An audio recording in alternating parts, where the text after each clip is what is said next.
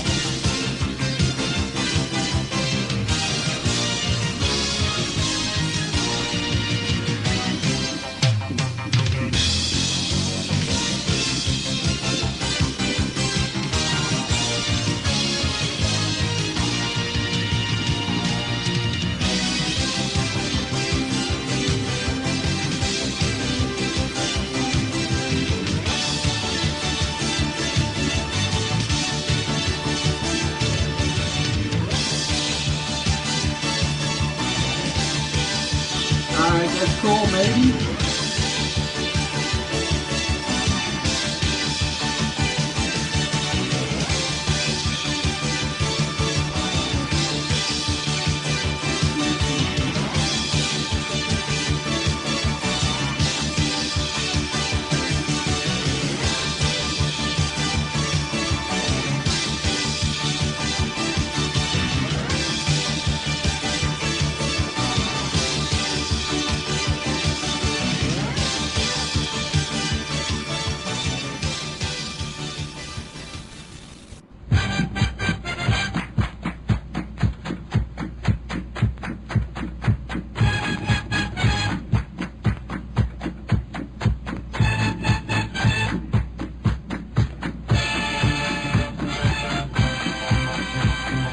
I can do that.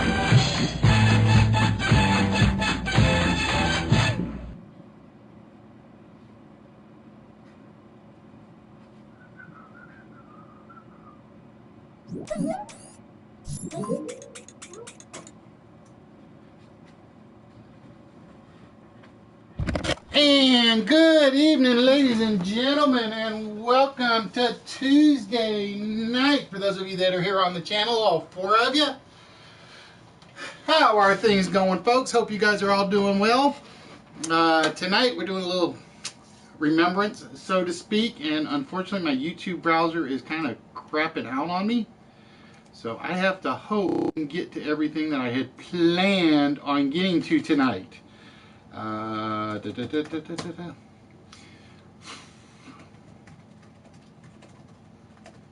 Alright, there, hopefully, there it is. So I'm hoping. But that's right, ladies and gentlemen, today is June the 6th, and 73 years ago today. One of the days that we wish never happened, or which we never had the need for. But it's one of those things where even just thinking about it brings you down just a lot. I wanted to say a little bit, but that didn't sound right. So hopefully everybody a moment of remembrance for the boys of Pointe du Lac. Without them, where would we be today? There's no telling. So tonight we're doing a little bit of a appreciation, so to speak, as best as we can, keeping everything upbeat a little bit. So if I get too down, you guys let me know, and we'll try to pick things back up. I actually thought about this today and whether or not I was going to do this sort of theme for tonight, and I kind of think I had to. Because I was a little upset.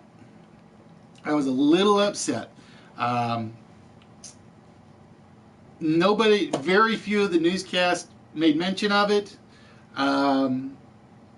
Very few in the government made mention of it. So I was kind of a little perturbed is not quite the word. Miffed isn't quite the word. Disappointed, I guess, so to speak, about what today actually meant to you, to me, to everybody on the planet.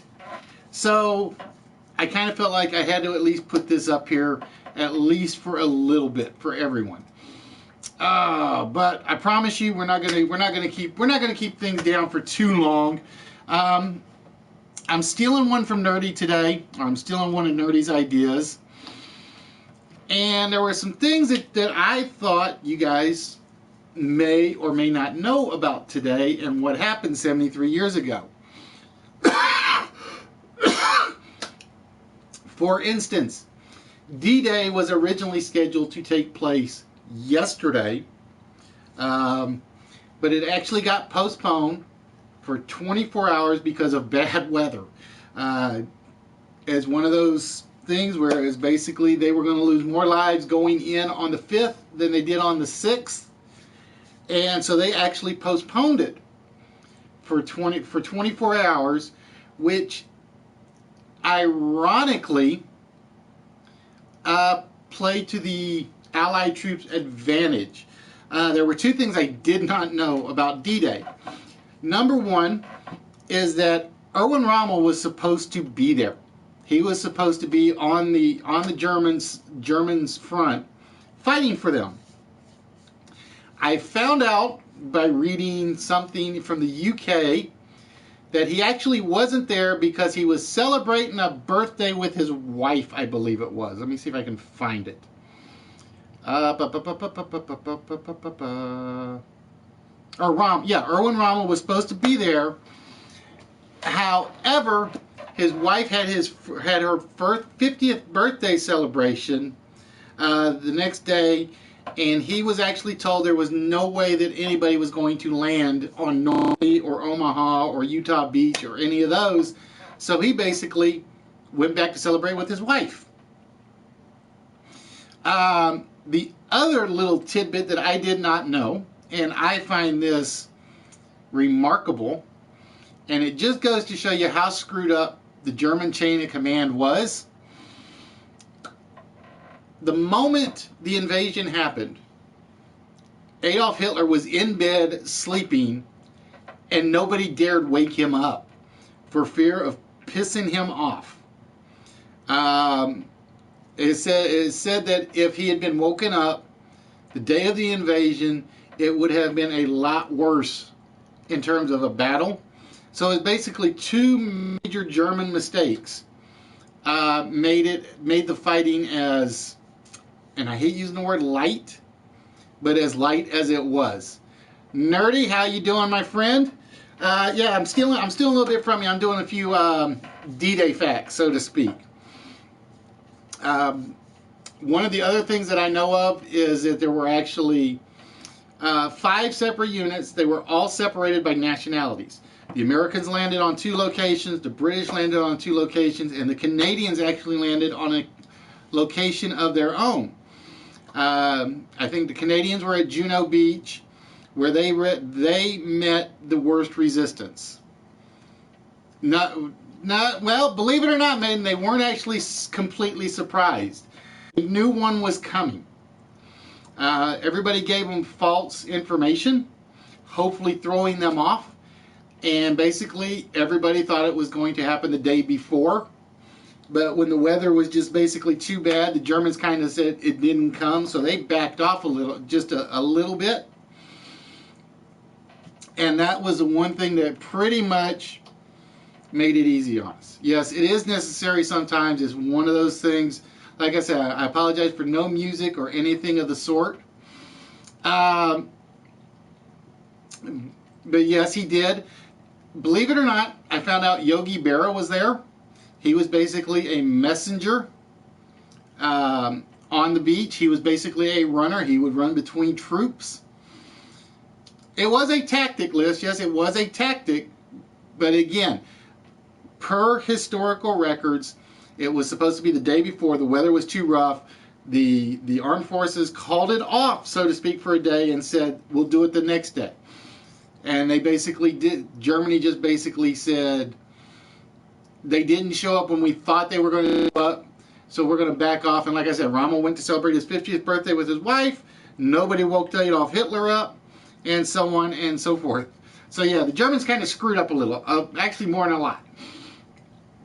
And like I said, the people that lost the worst was the Canadians. Basically, the Canadians had like a 50% death ratio per troop. It was like out of every 2 Canadians that hit Juno Beach, they lost 1. So to my fellow knuckleheads, do not think your sacrifice will ever be forgotten.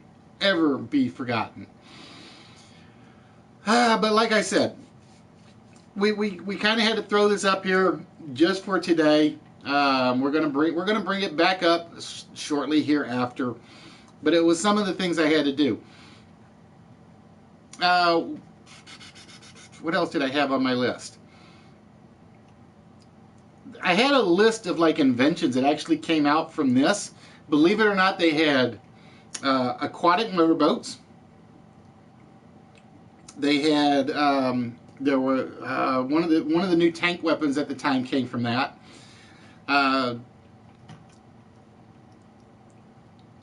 And I had one more big one on the top of my head. What was the other one? What was the other one? What was the other one? Damn it, damn it, damn it, damn it. Oh, and even Eisenhower himself had already written up a letter saying if this had failed, he already wrote a statement out saying that it was my fault or his fault, and he was ready to hand over his position as the commander in Europe. He was ready to hand it over if this did not work. So we have to say that we have to be very, very thankful, again, for men that did what had to be done.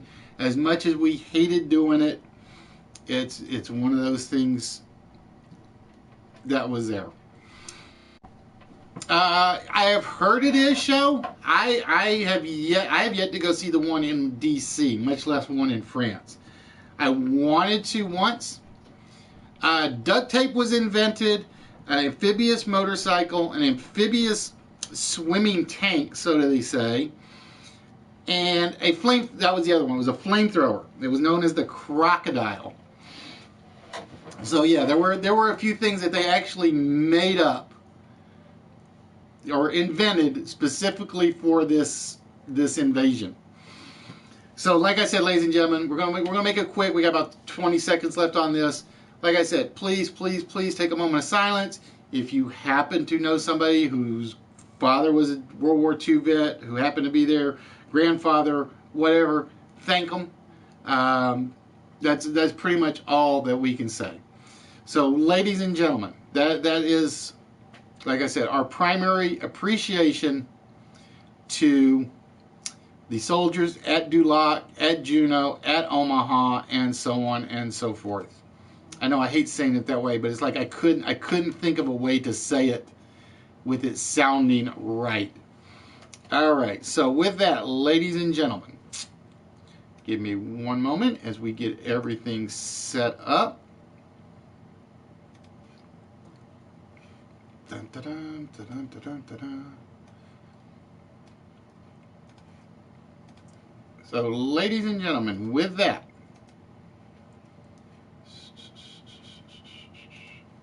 I always hate this because I have to do 3 things from the computer and you guys are looking right at me when I do it. It's like a pain in the butt. Always flash an Alaskan. You better be careful. She might flash back. You never know.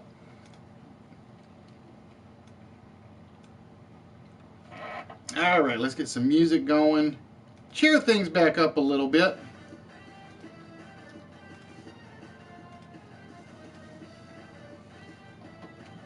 No, if you want, Saving Private Ryan is not even the best one out there. If you want a great D-Day movie, I recommend 2. The Big Red One or 36 Hours. Those are the 2 you need to watch. Nobody really knows about 36 Hours, but that movie is amazing. That movie is absolutely and totally amazing. All right, let's make sure Nightbot is working.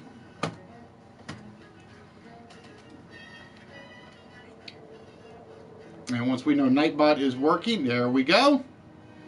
Ladies and gentlemen, with that, it is time for the 4-letter word of the evening. For those of you that have never been here before, welcome to Listwits. We are the one, the only, the live game show on live from PlayStation, live from YouTube. And probably in July, it will be on Twitch for a day. But yeah, Maiden, I caught your quotes. I basically try not to say anything while the video's going. Somebody's actually promised me a theme song, so I can't wait to see what they send me. So, with that, ladies and gentlemen, we need the magical 4-letter word that is right down the middle. Oop, I need my pointer, or a pointer. So again, the first letter will complete the word at the top. The second letter will complete the second word. The third letter will complete the third word. And the last letter will complete the word at the bottom. And you guys have about 14 minutes, give or take, to come up with it. If somebody can come up with the magical 4-letter word, you get 1 number off the vault, which means you get a shot at one of the bonus prizes, or the vault prize as we call it. We do not give you any hits. Yeah, Nerdy Twitch. It's basically, I am going to do, on Saturdays, not counting Rocket League nights, or when you're doing the drawings for Rocket Leagues, I am going to do a afternoon, say about 1 o'clock episode. It's going to be pretty much nothing more than the Tuesday night episode, but it will be shorter. It'll be 1 list and 1 countdown game. And it's basically mostly it's for the European viewers. I got to figure out, because I sent an email to the Twitch people to ask them if it qualifies for the creative stuff or if it is disqualified from the creative stuff. They haven't sent me anything back, so I'm going to assume it's okay. But there were 2 reasons I decided to do this. And 1 reason, yes, I am still going to do the 7 o'clock show. The 7 o'clock show still will take place. The Twitch show is for 2 reasons. 1 is getting moved to the afternoon. It's getting moved to afternoon my time because I've had Europeans come on, UK, Ireland, Germany, Norway, so on and so forth, who say they would love to participate, but I'm simply on too late for them. So it's going to be 1 o'clock my time, 7 o'clock Greenwich time, I think, if I have it right. If I don't have it right, it'll be 8 o'clock or 6 o'clock or whatever time it is. And it is, again, primarily for European / Australian / Japanese viewer. Everybody is not like right now on our side of the continent. It will only take place every other Saturday. So it's basic because I I can't afford to ship to Europe or Australia or any of those places 4 or 5 times a week. I can't afford it. There's no way in hell I can afford that. I will send stuff to those that are here on the Saturday night show, obviously, with no arguments, because that's what the Saturday night show is. And the other reason is, the reason I am considering Twitch for it is because I have had a lot of German people tell me they can get onto the YouTube channel. They can see the comments, but they can't watch the episode. So it's basically they can get everything except, hey, Nerdy New Yorker, how we doing, Vios? I want one of your turkey burgers. That's all I'm going to say. I want one of the turkey burgers. I had to leave before you finished the painting, the pop paint. How did it turn out? I am curious to know. I had to leave before you, because I think you just started on the backing of it, and you weren't satisfied with what happened. So I had to bail because I got a party invite. Like I said, I want one that you can keep the salad. I don't need the salad. I don't do the healthy food. Although turkey's kind of healthy, but Walrus, I have not sent it yet. I am probably going to try to get these sent out tomorrow or Thursday. I'm going to try to get them out either tomorrow or Thursday. I gotta figure out what my budget is. Because if I don't get them out tomorrow or Thursday, my budget basically says not until next week. But like I said, the 4 envelopes will probably go out tomorrow or Thursday. And then the packages will go out a little later. That's show, aphasia, fatality, and walk. So those four will be later. Because I haven't even put up the letters on them because the printer's running out of ink. So I haven't finished the letters, and I don't do handwritten letters. That's what the signature part is for. The signature is the quote unquote collectible part of the letter. At least I like to think so. Who knows? One of these days I might get lucky. Unlike my USM Eagles, who kind of fell apart yesterday badly. I was so upset. I'm in bed, and I knew we lost game 1, and I'm sleeping. Every so often I roll over, click the score, and I'm like, I think we were 5-4. Or, yeah, we were up 5-4, and I'm like, I'm going to bed because I already know what's coming. I could feel it coming. So it was basically, I went to bed, I woke up the next morning, and first thing I look at is the score. We lost 8-6. It's like, damn, I was so hopeful we'd hold out. I was hoping we'd hold out, but it just did not happen. So yeah, I can't wait to see it then. Like I said, if you're showing it off tomorrow, you and Nerdy have got to quit overlapping. You got to quit doing a me moneymaker thing. Because it's been money. I'm sorry I didn't say anything earlier when you came in, if you are still here, or if you happen to be watching. Somebody already said they want that as one of the prizes, and I'm like, no. There was a reason Nerdy sent that to me. There's a reason it's staying on the desk. There's a reason it's staying on the desk. Because like I said, when I test stuff and you guys forget, don't let me get it changed back. And it's like, that's what test episodes are for. That's what test episodes are for. Alright, bear with me 1 minute as we are going for the adult beverage of rum and orange juice. We're going rum and orange juice today.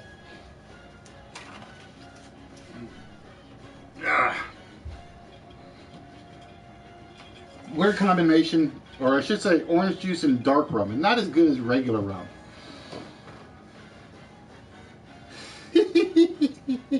I know you do.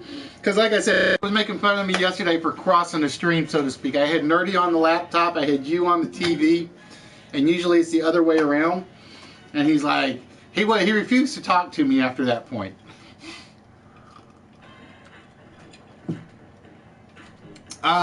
What else? Yes, Nerdy, I am in. I've already requested my time off for that little doohickey. So hopefully, if I still have a job by then, I will have time off. If I don't have a job, I will definitely have time off. But yeah, it was funny because like I said, I think it was either Fox or Fizz said, "Don't cross the streams," and it's like, nope, the streams have already crossed. And then it's like, I'm watching you, and then I get the invite for GTA from Fuzz and Pooh. So I'm like, oh, I gotta go play some GTA, because it's about the only time I ever do. You're not gonna push your luck? Oh, come on, Yoda.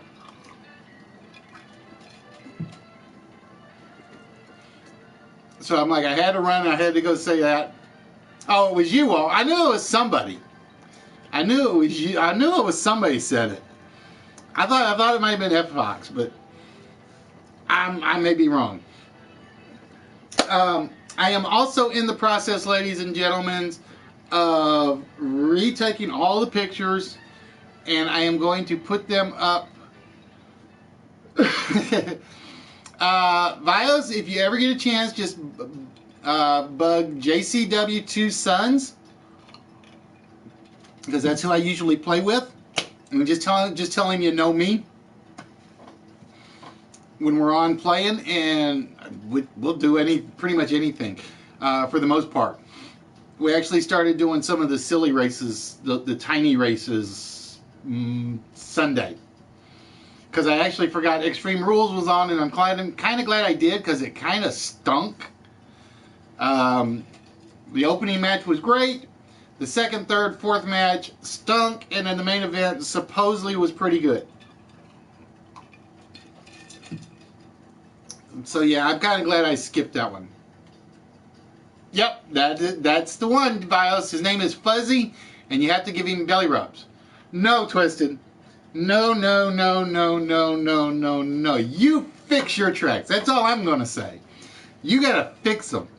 Ladies and gentlemen, if he ever offers you to race on one of his race tracks, get the shotgun, get the pistol, and shoot him first. That's all I'm going to say is shoot him first. Now, I will admit, Twisted, I had fun with it. It was just some of them were ridiculously bad. Some of them were ridiculously bad. Because it was like, what was the one I was doing? The one with all the forks in it? I like that one. But yeah, Sea Chicken, Fuzzy, Pooh, and myself, we actually played Land Grab, we played Tron Cycles, we played Little Racers, we did a mission or two. There's a difference between twisted and evil. There's a difference between twisted racetracks and evil racetracks. And somewhere along the line, you went for the evil side. That's all I'm going to say, is that somewhere along the line, you went for the evil side. Although I had fun with them, even though I failed to finish 2 of them, I think. Which was pretty good, that I only failed to finish 2 of them. Just brought home an ice cap. Why do I know that? I know that from somewhere. Yes, you are. You are a closet masochist, sadist, penultimist, bestialitist. What other word can I think of to give you? Trust me, there's a lot more ists we can come up with. Now, what I'm trying to figure out is, how the hell did you test those? Because I've only made 1 track, and I had to test it like 40 or 50 times to get my screw-ups at least sort of fixed.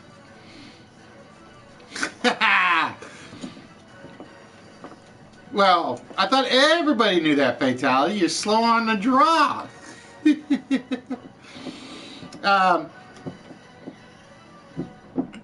But there was one other thing.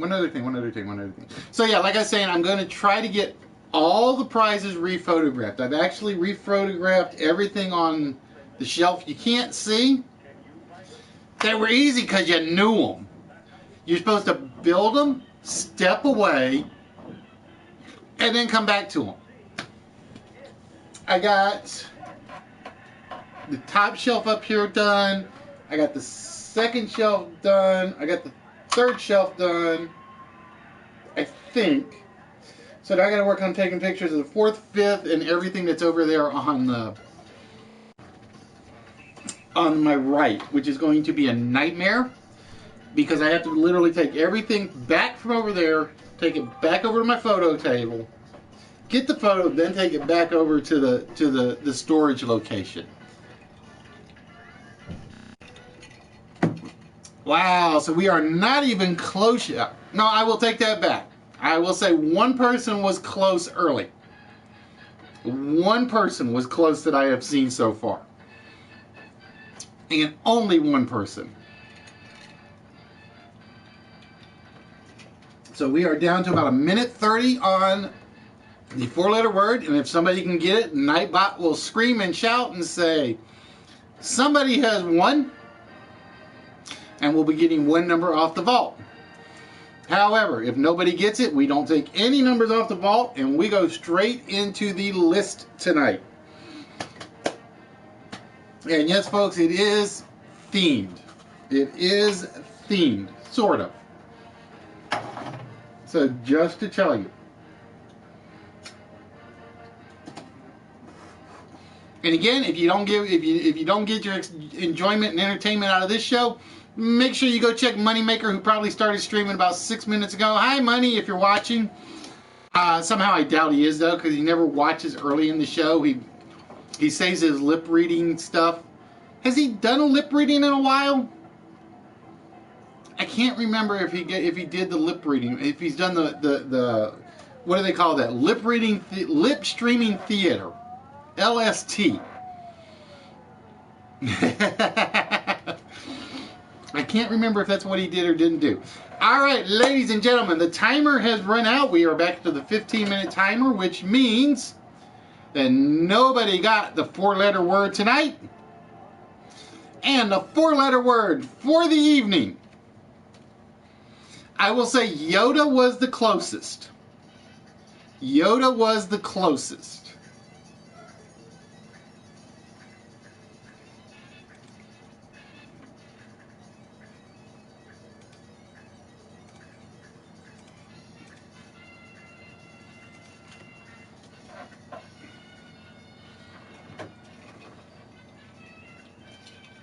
Because Yoda was off by 1 letter. It is the brig.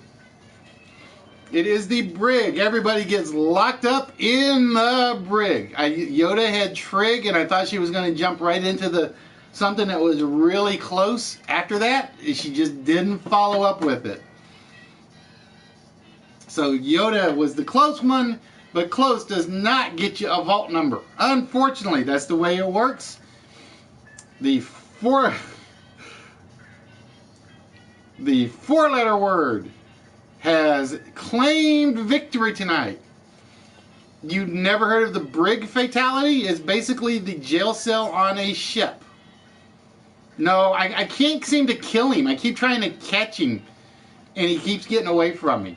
He's like the one that I can't get. Once the weather gets hot and we leave the back door open for the dogs, I always have one that comes down here, and I can't. And I don't dare let Julie have the fly swatter again, because last time she did, she broke the lights. And I have yet to actually get them completely replaced. Now, chicken. It's called duck, right? You have never heard of the brig. It's a military term for a jail cell. Usually on the ship, although it has been used for army bases. And yes, I know that because I'm a military brat. My dad was an MP for a while. All right, ladies and gentlemen, with that, it is time for the opening list. And just remember, the opening list will not have any prizes to it, will not have any player positions. This is all just to get you guys in the swing of things and get you going. And I've got a feeling this one's going to be fairly easy. I really do. As you know, we did the little opening. We were talking about D-Day. So we are looking for 10 actors who served in World War II And unless I screwed something up, they all were in the European theater. So those of you that are younger, you might have to think a lot harder. Those of you that are my age, probably Nerdy's age, Fatality's probably old enough to remember. But yeah, that was the easy one. I knew somebody was going to get that one real quick and easy. No, believe it or not, Reagan never actually served in Europe. He was in the military, and they basically kept him stateside to do. They kept him stateside for the most part to do promotion films. Stewart was the one I was going to put in there because Stewart is my like I said, Stewart is my all-time favorite actor, next to Humphrey Bogart, and I just couldn't put him in. It was just way too obvious. I thought Stewart was going to be a little bit too obvious. Yep, Audrey Hepburn actually was over there. She was one of the USO girls, I think. Gene Autry definitely on the list. And like I said, a couple of these I think will be a little bit harder. Number 9 I think was hard, and number 1, depending on how you think about, will be one of the hard ones. But that all depends.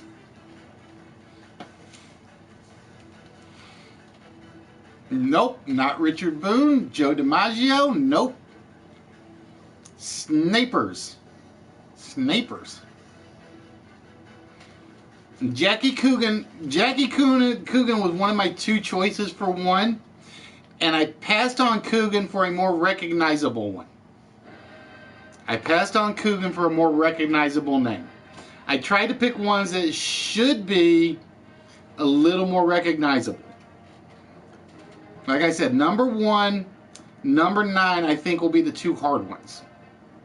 Number 1 and number 9, but we shall see. So again, we are looking for actors who served in World War II. And I will tell you right now, and we're mainly looking for European theaters. I will tell you right now, you've gotten one that was actually at D-Day, and that's James Doohan. I will tell you right now, there are 2 more that were actually there on D-Day. There were actually 2 that were on D-Day that were there. I'm trying to think of if any of the others were.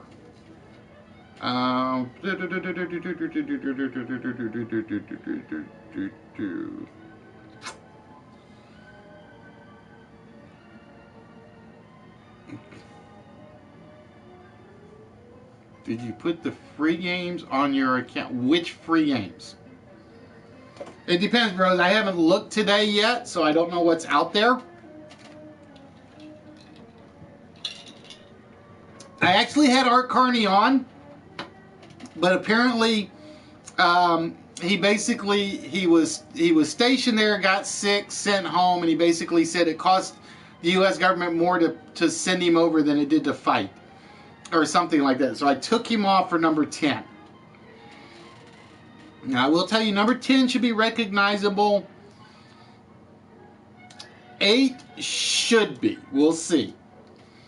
And God, why does that keep popping? Life is. Oh, see, I never finished one, so I haven't downloaded. I probably will, just so I have it in my library. There we go. Mr. Obi-Wan Kenobi was actually there on D-Day.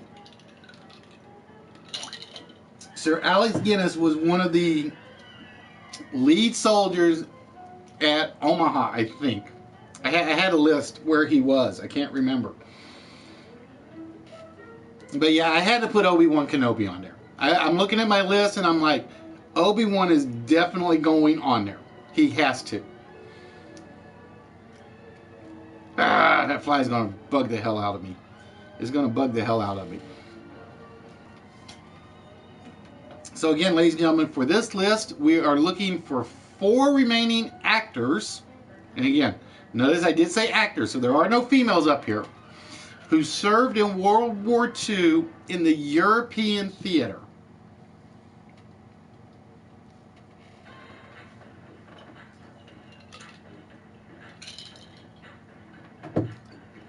That was the one that was just, that was the other one that was just way too obvious, Maiden.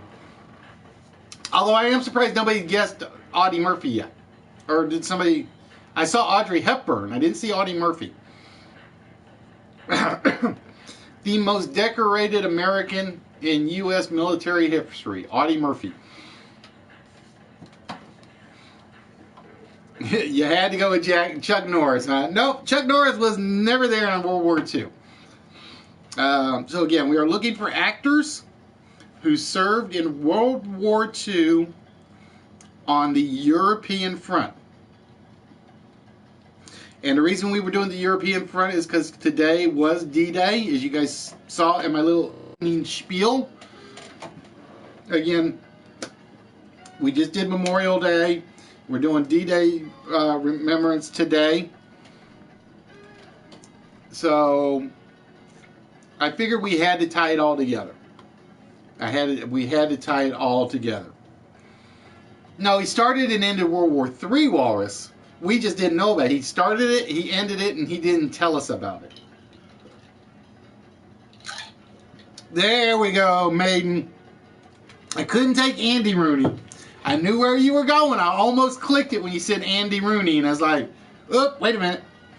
I had to stop. So we are down to 3, and like I said, I have a feeling number 9 will be the hardest one.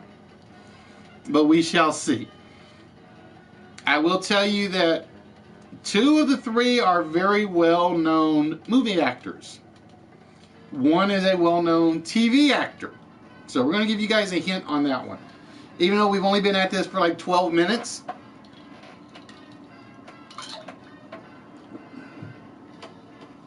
We're going to make it a little easier on you. David Niven is definitely on there. The Pink Panther.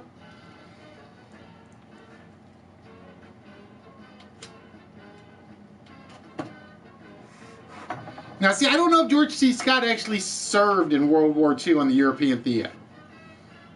Because he wasn't on my list, but somebody told me that he was actually there. So I was a little... I had to leave him off because there was a shred of doubt in my mind as to whether or not he would have actually qualified.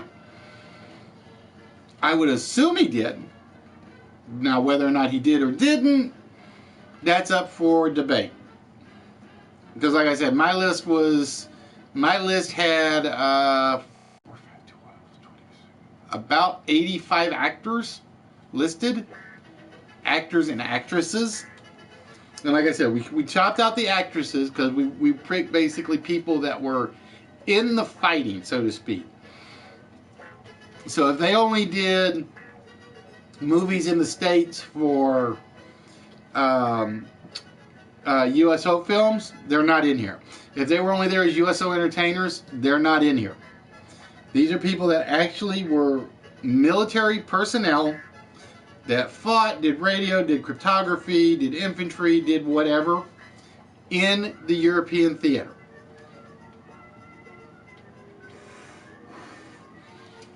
So you, for instance, you won't find Julia Child, even though she was there.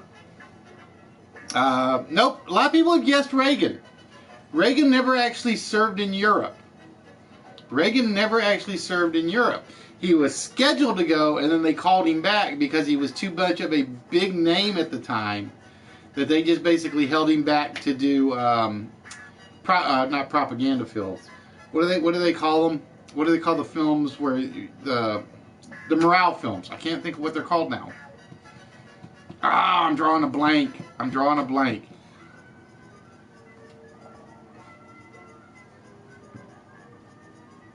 What do they call those things? Oh, dang it! I went brain dead. So we are down to 2. Yes, J.D. Salinger was there, but I don't think he counts as an actor. He counts as an author. if I had done just famous personnel that were there, J.D. Salinger would have made my list. Guaranteed.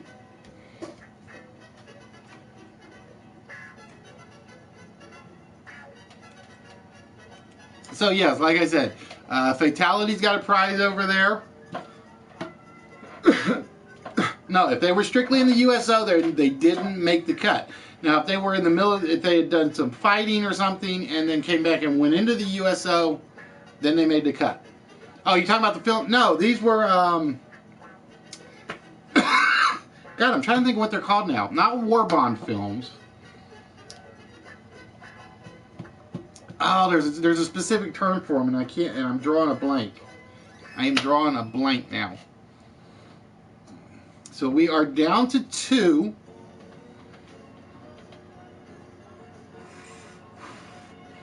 So again, we are looking for 2 actors that remain. Jeff, how are we doing, Jeff?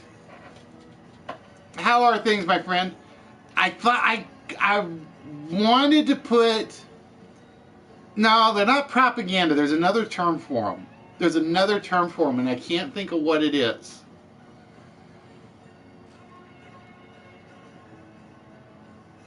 It'll come to me at some point. But yeah, they're not known as propaganda films.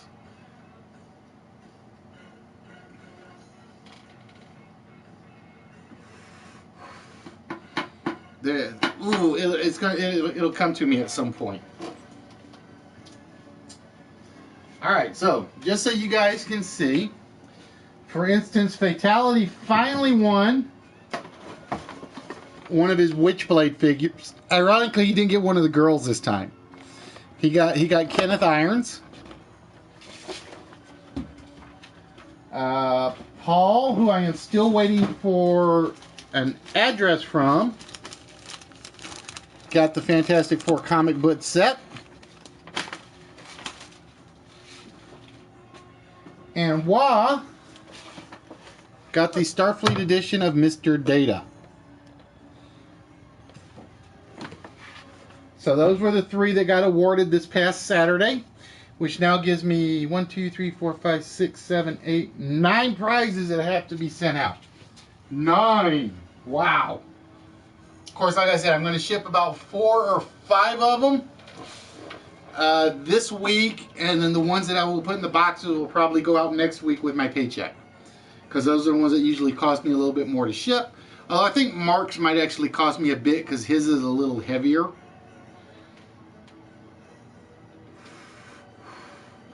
Whereas if I packed up shows, it would probably be the base price right now, which I think is like, if you just standard shipping to Canada for a base box, I think is like $15.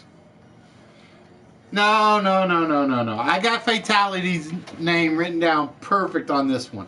So I can't mix them up. I cannot mix them up this time. Hey, at least I didn't send you his Avengers lunchbox. He would have killed me if I had actually goofed and had done that. He would have killed me because he was talking about that one for ages.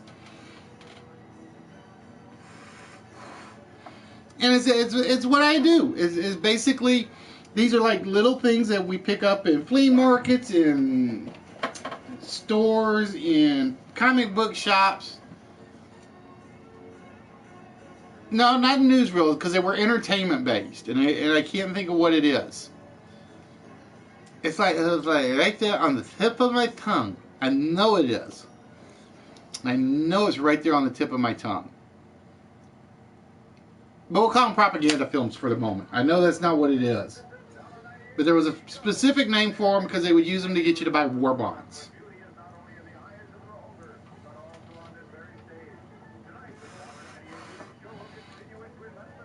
Now, I will give you an example. Don Rickles, I think, was strictly in the Pacific. Jack Lemmon, I think he was only in the Coast Guard. So he was basically U.S. based, I think, if I remember rightly. Like I said, Art Carney, I know, got shipped over, and basically he got dyspepsia, I think, and they shipped him back before he even had to do any fighting. Sort of thankfully in that regards.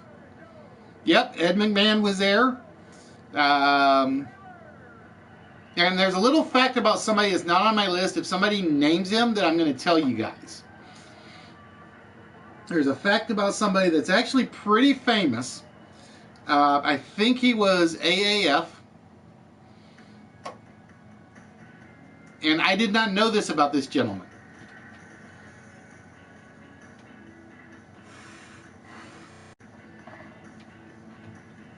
Oh, controller in rest mode. Bad.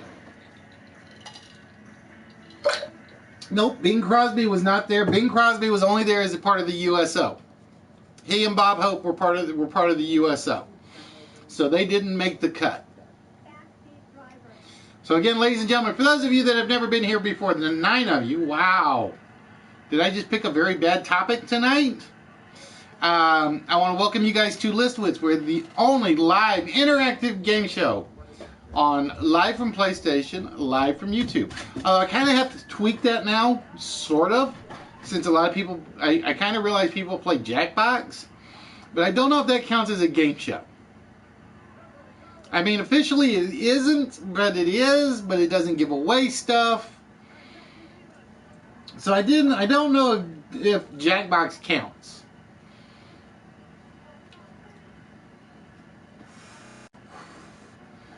I had to think about that one. And like I said, because I can't use the tagline when I actually do the Twitch stream.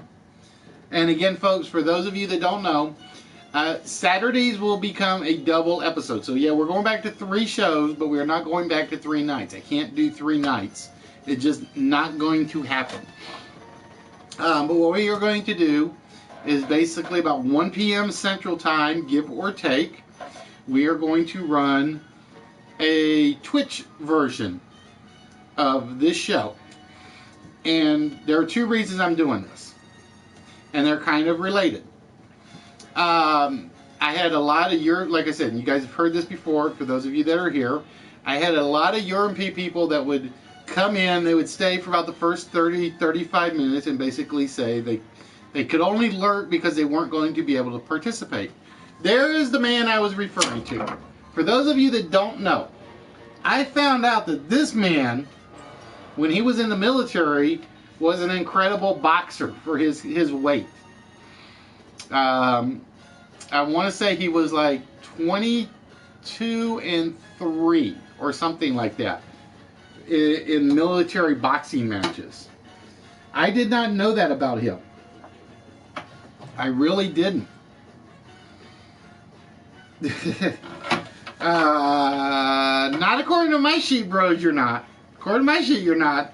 Now, that's not to say the Americans can't, the Western Hemisphere can't participate on the 1 o'clock show. But again, it is designed to give the European people a chance to participate on a full episode. And we're going to use Twitch for it. And the reason we're using Twitch is Dailymotion's chat sucks. Plain and simple. I honestly don't know if Twitch's chat is better or worse. I've never used it. So this will be like brand new for me, testing it. And the reason we're using Twitch is because I've had a number of Europeans tell me that YouTube actually blocks the video. Not the chat, but the video. It's kind of weird. They can watch everybody comment, but they can't watch what you guys are commenting to. So it's kind of like, how do I get around this? And the only 2 things I had available to me were jumping over to Twitch or jumping over to Dailymotion for an afternoon Saturday show. And with it being summer, it's going to make it easier because I'm not working out in the yard in the heat. It's basically I'll do the yard work in the morning, come back in the house, get showered, get cleaned up, and come in and do the afternoon show, and then get ready to do the night show. That does mean fishy if you do happen to watch it. Yeah, Sea Chicken got one of the smalls, bros. Sea Chicken got one of the smalls. So Fishy, if you're watching, I'm going to end up missing a lot of your Saturday afternoon DJ show. I'm gonna like, because I think he's on tomorrow night, so I'm gonna let him know. And I'm gonna rant just for a minute here. So you guys are gonna have to forgive me when I do this. I have given up on some streamers that I thought were decent. I am going to say, and most of you probably already, well, I'm going to say some of you know who I'm referring to. If you say you're going to quit, just quit. Don't string the viewers along and say, well, this is it, this is my last show. And then come back the next day and say, oh, you're back, I told you I'm leaving. If you are quitting, just cut it off. It's basic. What did Sea Chicken win? I don't know. Sea Chicken's actually in the envelope. It is sealed up. I don't rant that often. You guys know this. But I have a couple of streamers that I have watched fairly regularly. And basically, they went on a we're done stream. And what do I see the next day? But they're right back on and griping about the same things. And you guys know I don't gripe about people. And again, I'm not going to name names. But it's basically, if you say you're going to do something, do it. Plain and simple.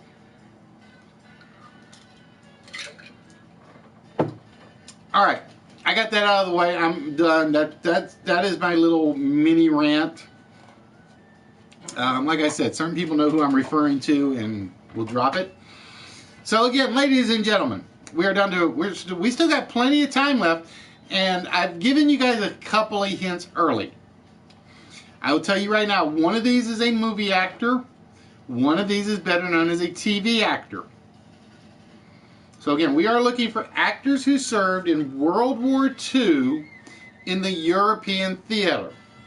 And I will tell you, I believe so far, other than Clark Gable and Gene Autry on our list, I think they all served after D-Day. And I am pretty sure the last two are very similar. I think the last two were after D-Day. And like I said, we had Alex Guinness, and you guys know I had to put Obi-Wan Kenobi on here. I had to. We had Mel Brooks, which surprised me. I did not know he actually served. Clark Gable was pretty obvious. Charles Bronson is fairly well known. Gene Autry, well known. And if it wasn't for World War II, we wouldn't have Roy Rogers and Gene Autry as the two singing cowboys. David Niven. James Doohan, who basically is... Somebody tell me who James Doohan is. If you can't tell me who James Doohan is, shame on you. Plain and simple. But yeah, there is a famous fact about James Doohan. Basically, they will never show his left hand. They would never show... I think this is the left hand on the film. On TV or on film, because he didn't have the finger and he was... what's the word I'm looking for? He hated showing it. He hated the fact that it would be recognizable. It's sort of like Bill Cullen. For those of you that don't know, Bill Cullen basically had polio for most of his hosting career. So they would never show Bill walking to a podium because he had so much trouble doing it. He was in so much pain when he walked to the podium that was basically in his contract that they could not show him walking to his seat. I think the last show they had where he did it was What's My Line, and it was sometime after that he got diagnosed with polio, and so he was always... I don't think... Well, let's rephrase it. I think there's a few Mr. Eds. Now, if we're talking about the horse as a horse, of course, I don't think Mr. Ed served in World War II. He might have been was he part of the cavalry? Could have been. So again, we are looking for actors who served in World War II, and we're looking specifically for actors who were in the European theater. Because again, we're doing a little montage to D-Day today. Yeah, and it's basically, if you ever notice the editing, they try to cut it out, and it doesn't always work. I want to say his hand is shown on the screen 4 times. I want to say 4, but I'm not quite sure. Because it was one of those things where he was self-conscious about it. Yep, I almost had Bob Keeshan in here. I actually had Charles During. I did have Charles During in here, but I took him out. I took him out for Clark Gable, because Clark Gable was a little more recognizable than Charles During was. Now, this one there is some dispute about. I will say that. I know some sites that say he actually served in Europe during World War II. But I have seen some sites that basically say he was in the Army, but he never actually served in the European theater.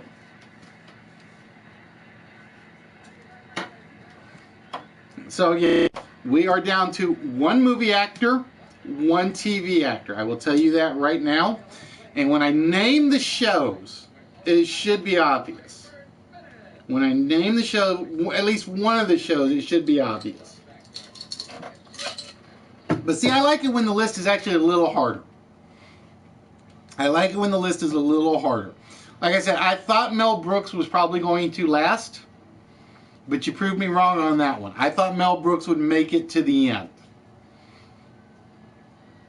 The other 7 that are up there, or other 6 that are up there, I had a feeling were going to be obtainable. I really thought the other 6 would be obtainable. Number 8, number 9, I could see being a little more difficult. Number 9 in particular. Number 9 in particular, I figured was going to be one of the harder ones. And number 8's quite not as well known, but it has some classic roles in some great movies. I will tell you that. So we are down to 17 minutes on the list, ladies and gentlemen. 17 minutes. So let's see. We did 15 minutes for the 4-letter, because we actually started about 7:16, give or take. So 15 minutes for the 4-letter word. Actually took all 15. So far the list looking like it's going to take all 45. And then we'll do a quick 5 minutes to a fortune, a really quick one. And then we will come back and we will do the second list, which will involve the player slots and the mini prize. Hopefully, if I didn't screw that up, because I was testing it and I goofed on something and I may have overwritten the prize slots, but we're not going to know till I actually do it.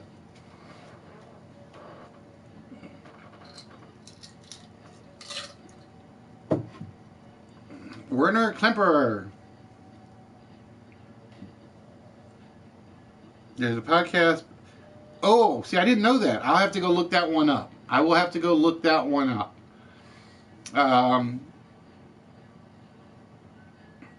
I did not know that one, because I know he does did a podcast about That's the Way I Heard It, and it was kind of a takeoff of Paul Harvey's The Rest of the Story. If it's about Mel Brooks, I'm going to have to go find it and listen to it. Because like I said, there are only like 4 comedic geniuses in the world. Bob Hope, Danny Kaye, Mel Brooks, and George Carlin. Everybody else steals from those 4. Plain and simple.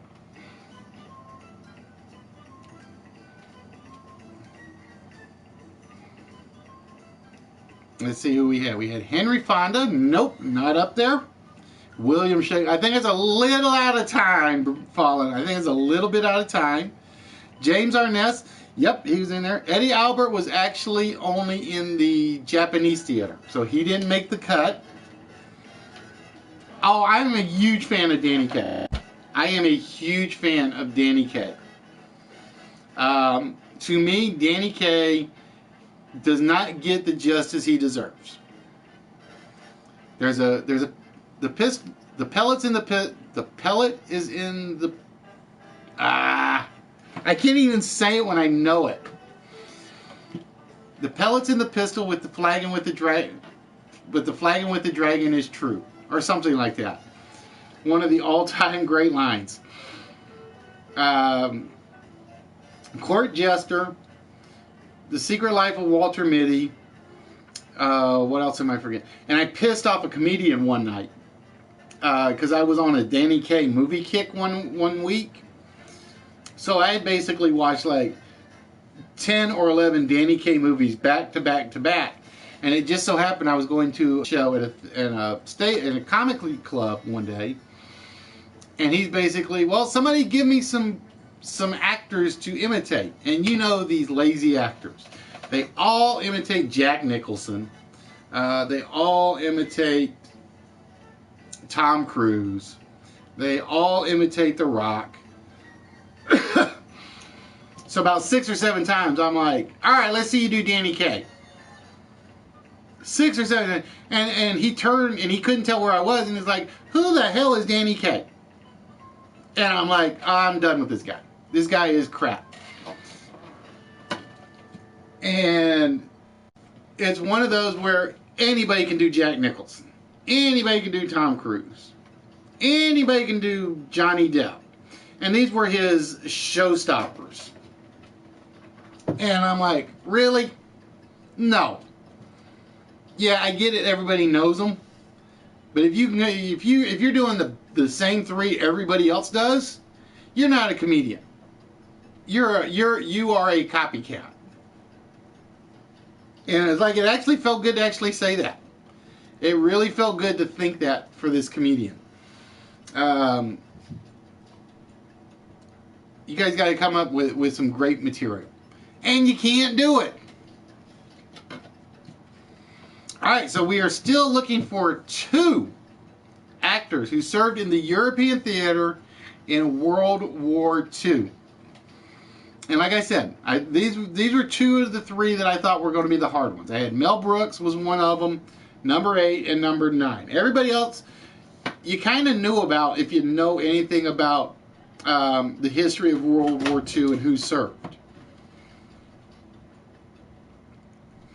So again, we are looking for number 8, number 9. Again, one is better known for a TV host or TV star, or TV second star. Let's put it that way.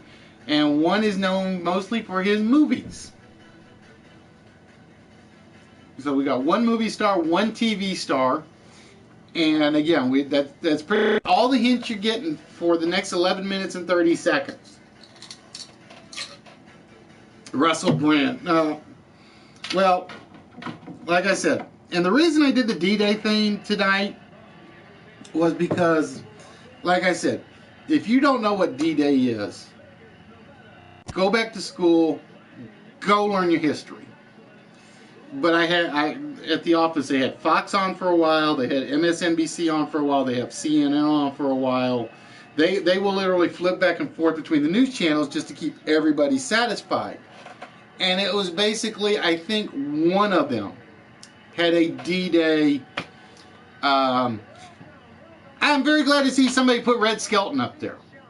Red Skelton was one of mine that almost made my cut. And if you've never seen it, just to say this, please go watch Red Skelton's I Pledge Allegiance to the Flag of the United States of America clip. If you've never seen it, please watch it. It is one of the most heart-moving things that Red Skelton has ever, and I mean ever, done. I actually have it on DVD somewhere, and I don't know where the DVD is. But yeah, I was kind of upset at the news media because basically nobody was talking about it. It's like in 2 years, they will talk about it like crazy because it'll be the 75th anniversary of D-Day. And I'm like, the 73rd year counts, the 74th year counts, the 72nd year counts, the 71st year counts. Those who forget history are doomed to repeat it. Plain and simple. And we do not want a repeat of D-Day and what led up to D-Day.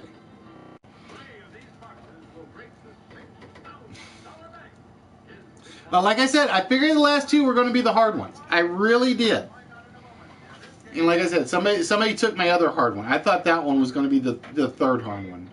But I think Mel Brooks actually got taken before Alex Guinness, which surprised me. I knew he was going to be the first one off. I knew he was going to be the first one off. Because everybody knows about the James Doohan story.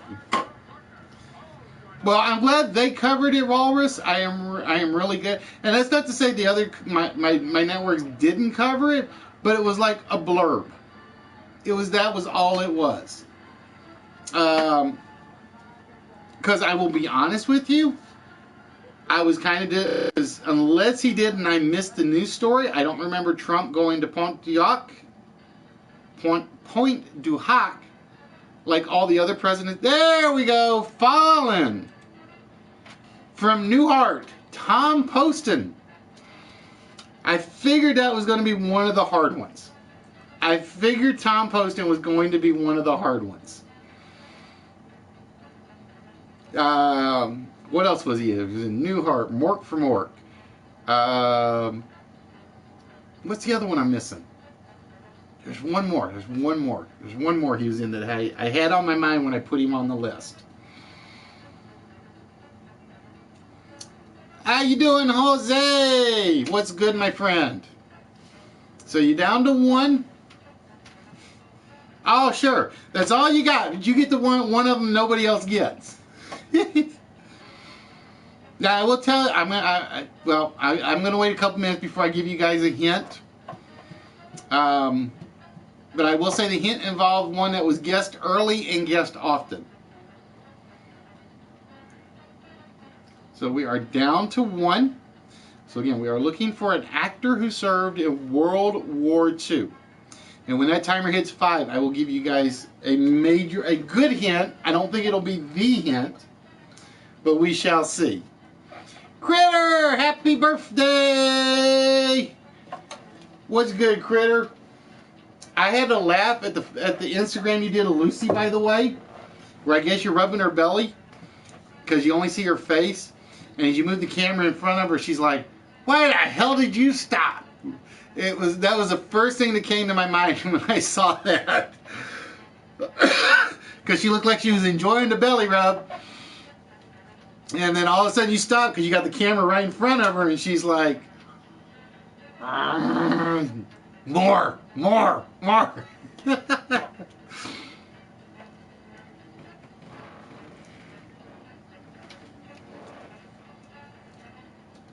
No, South, that is not true.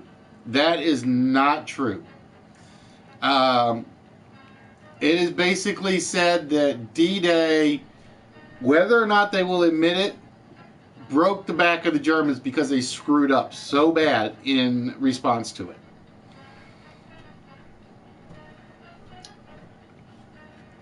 it. Basically, if D-Day had failed, Eisenhower was giving up his commandership of the European theater. There were a few other heads that were going to roll. Rommel was supposed to be there, but he screwed up. Nobody woke the mustached imp up, which cost him. So yeah, to say that the only thing about it is the largest amphibian, no. That is not true.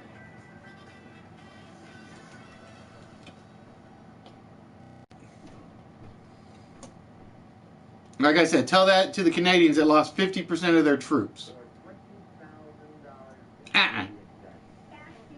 You and I will have to definitely disagree on that one, South. So we are looking for one remaining actor who served in World War II in the European theater. What's going with these loops? What loops?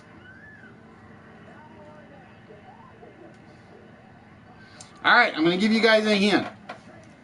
I will say that there was one actor that was guessed fairly often, fairly early, who is famous for a motorcycle ride. This is one of his co-stars. So we're going to give you a little hint on that one. And we'll give you another hint when we get down to about 2 minutes, if you guys don't get it.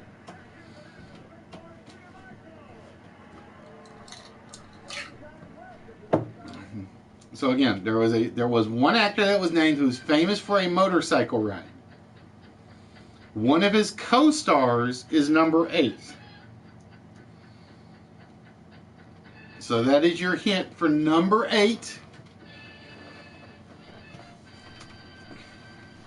Nope, not Paul Newman.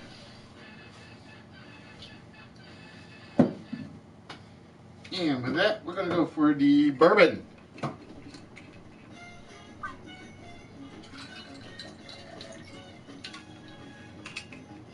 Nope, not Steve McQueen, not Dennis Hopper. You got the motorcycle rider, I will tell you that. You got the motorcycle rider.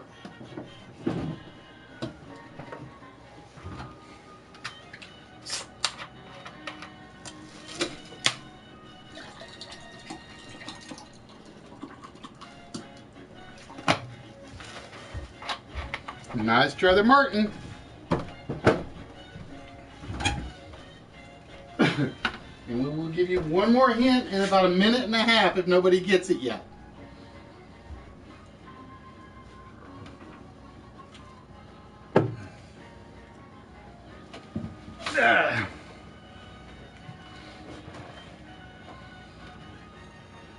Well, I haven't had a list that came this close to taking y'all out in a while. It was like I was reluctant to go for the full 45 minutes, but we've actually needed most of them tonight. So again, you guys have named the actor that had a famous motorcycle ride. I need one of his co-stars in one of his movies. Now, when I give the next hint, those of you that are nerds should get it in a heartbeat. Alright, I think somebody knows which movie I'm referring to. But not the right actor yet.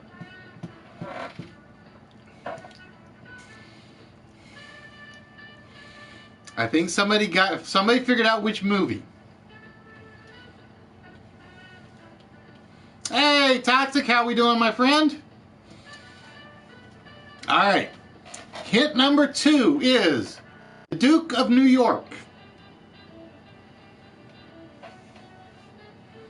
Hint number 2 is the Duke of New York.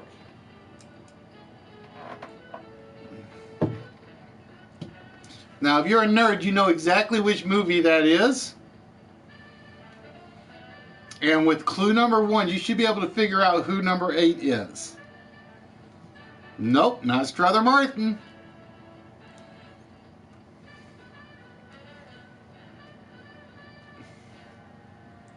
Not Michael Pataki.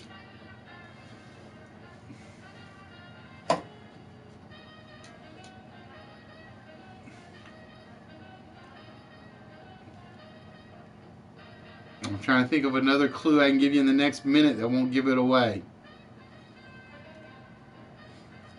He was in one of the first movies that ever implied that Air Force One had an escape pod.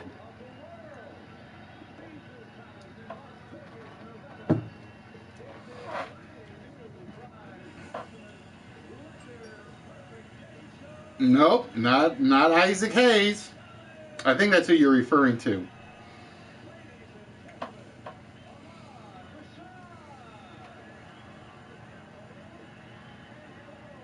Nope, not James Coburn. I swear, I'm going to get these flies at some point. I got 2 of them.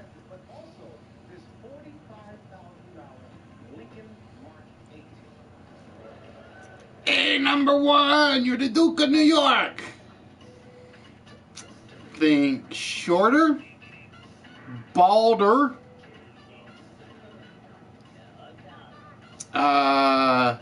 Snake Plissken, Steve McQueen, Who else? Who else am I thinking? Lee Van Cleef was with him. Or Chris Isaac was the dude. That's right, but that's not who we are looking for. Ladies and gentlemen, number 8 actually beat you. The 10 actors who served in World War II was Alec Guinness, Mel Brooks, Clark Gable, Charles Bronson, Gene Autry, David Niven, James Doohan, Tom Poston, Mickey Rooney, and number 8 was Donald Pleasence. He was the president in Escape from New York. He was one of the prisoners in The Great Escape. He has had a lot of little roles. Now, if I'd given more, I think I would have given it away. But he is one of the great character actors. But he was another one that was actually there on D-Day.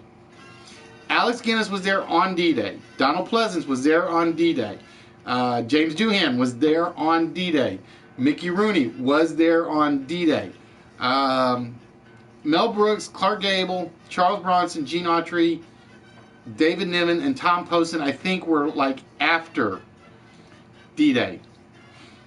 Oh, it wasn't that bad show. You kind of had to think of that. But yeah, I intentionally tried to find. Originally, when I started this list, I was looking for actors who were actually there on D-Day, and I could only find the 5: Guinness, Doohan, Pleasance, Rooney, and Bronson. Those were the only ones I could find that were actually there on D-Day. And because I took Yogi Bear out because he didn't really qualify as an actor, and the rest were like ones that were there in the same time period. So I kind of stuck around that time period. So it looks like the list actually beat you guys tonight. At least the last one did. All right. So with that, I'm going to catch my breath a little.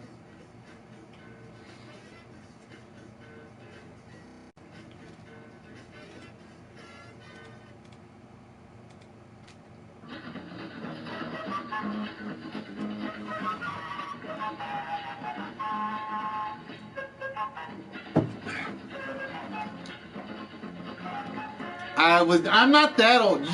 Chicken, I'm not that old. You trying to call me an old man? Is that what you're trying to call me?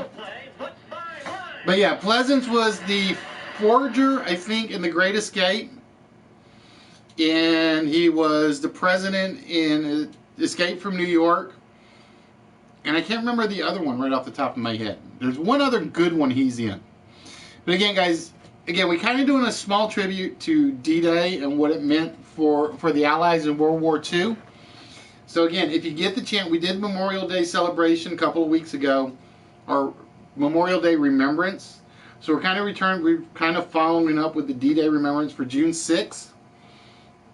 And like I said, what set this off was, again, I'm watching the news when I'm in the break room. Yes, I do. I do show. I will admit it. Whenever I win one, I am a very happy person. Oh, that's blasphemy, chicken. That's it. You're back to being called douche duck. That's all I'm going to say. You're back to being called douche duck. But yeah, like I said, what kind of set this off was I'm watching the news, and there are not that many D-Day stories going on. And to me, is probably one of the, it's as important, if not important, as Memorial Day. Yeah, I know they kind of run together, but that's just the way it goes on the calendar. So I kind of figured I had to do this, and believe it or not, somebody asked me on Instagram, I'm not going to say who, whether or not I was doing a D-Day tribute. And I'm like, I planned on it, but I didn't know if I was going to be able to get the game together.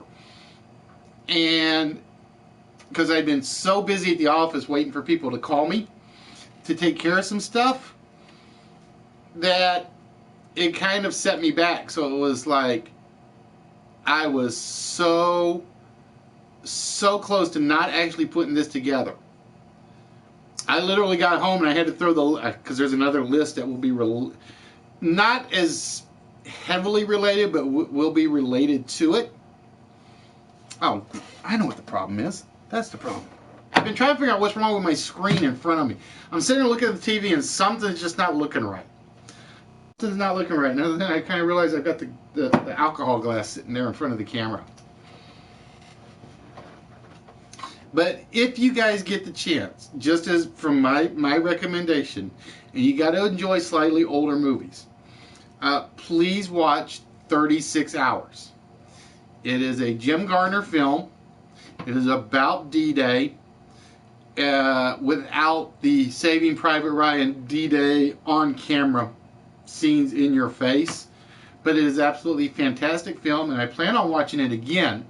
I gotta see if it's on Netflix or Amazon. I know it's on one of the two. Although I do think it's on it's online somewhere. I do think it's online somewhere. No, it was sitting there in front of the camera and I'm trying to figure out, I'm looking at the screen and I'm like, what is wrong with my screen? I'm used to the speaker sitting there. That doesn't bother me. But the glass sitting right in front of it just kind of threw me. It really just kind of threw me.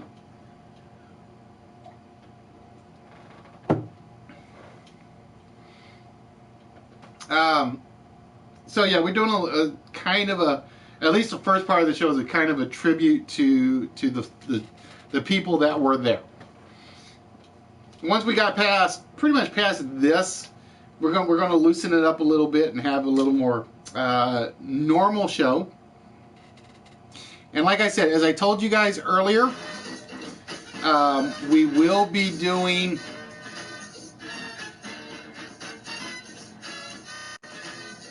finally see you back on. Chris, where you been, man? I've been on every Tuesday, every Saturday, not counting last Tuesday because we had work-related stuff.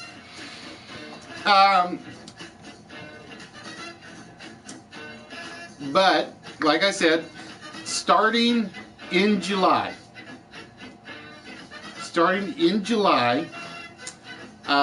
we will be doing an afternoon Saturday show. Now, I will be honest with you guys. The Saturday afternoon show is aimed for the international non-Western Hemisphere viewers. So it's aimed for the Europeans, it's aimed for the Australians, as best as I can, and the Japanese and so on and so forth, as best as I can. That's not to say that we won't allow American participants. Yeah, well, like I said, last Tuesday work killed me. Last Tuesday, actually I warned you guys. I told everybody I wouldn't be on last Tuesday. So you only have yourself to blame, Colin. You only have yourself to blame.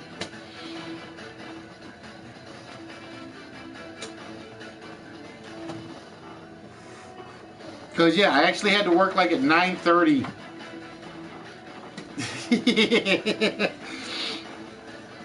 No, believe it or not, because Sea Chicken also IM'd me and said, "Are you not streaming tonight?" And it's like, I didn't respond just because I was like so busy. And I'm like, I don't have time to respond because I know as soon as I respond, somebody's going to say, well, come get online and do that. Well, that's fine, Chris, because I'm going to explain that in a minute for you. The Saturdays, we used to do 3 shows a week. We basically used to do Tuesdays, Thursdays, Saturdays. So I kind of got burnt out. I was literally dying because I'm still putting the games together. I didn't have the skeleton files. So it was basically, and I hit it as well as I could. I really don't think anybody noticed. But I was ready to just basically take a month and a half long break, and I didn't do it. Why? We'll get back to that one in a minute. It's one of those reasons why I didn't take a break.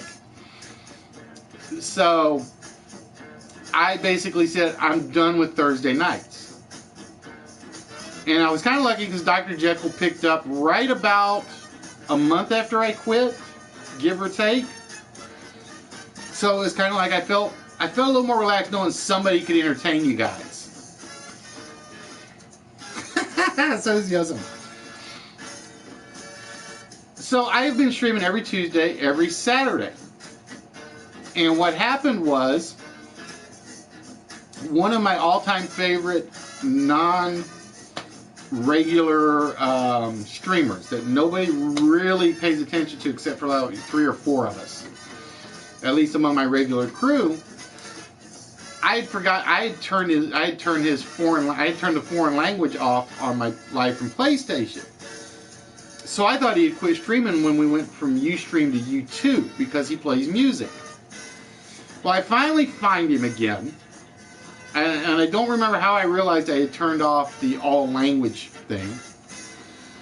And Fishy told me he has been trying to watch over and over and over and over, but all he could get on YouTube was basically the chat on the YouTube page. He couldn't see the videos, so he didn't know what was going on. And I'm like, well, how many people do you think I have watching overseas? Because I forgot about the analytics on YouTube. And he's like, he didn't think there were many.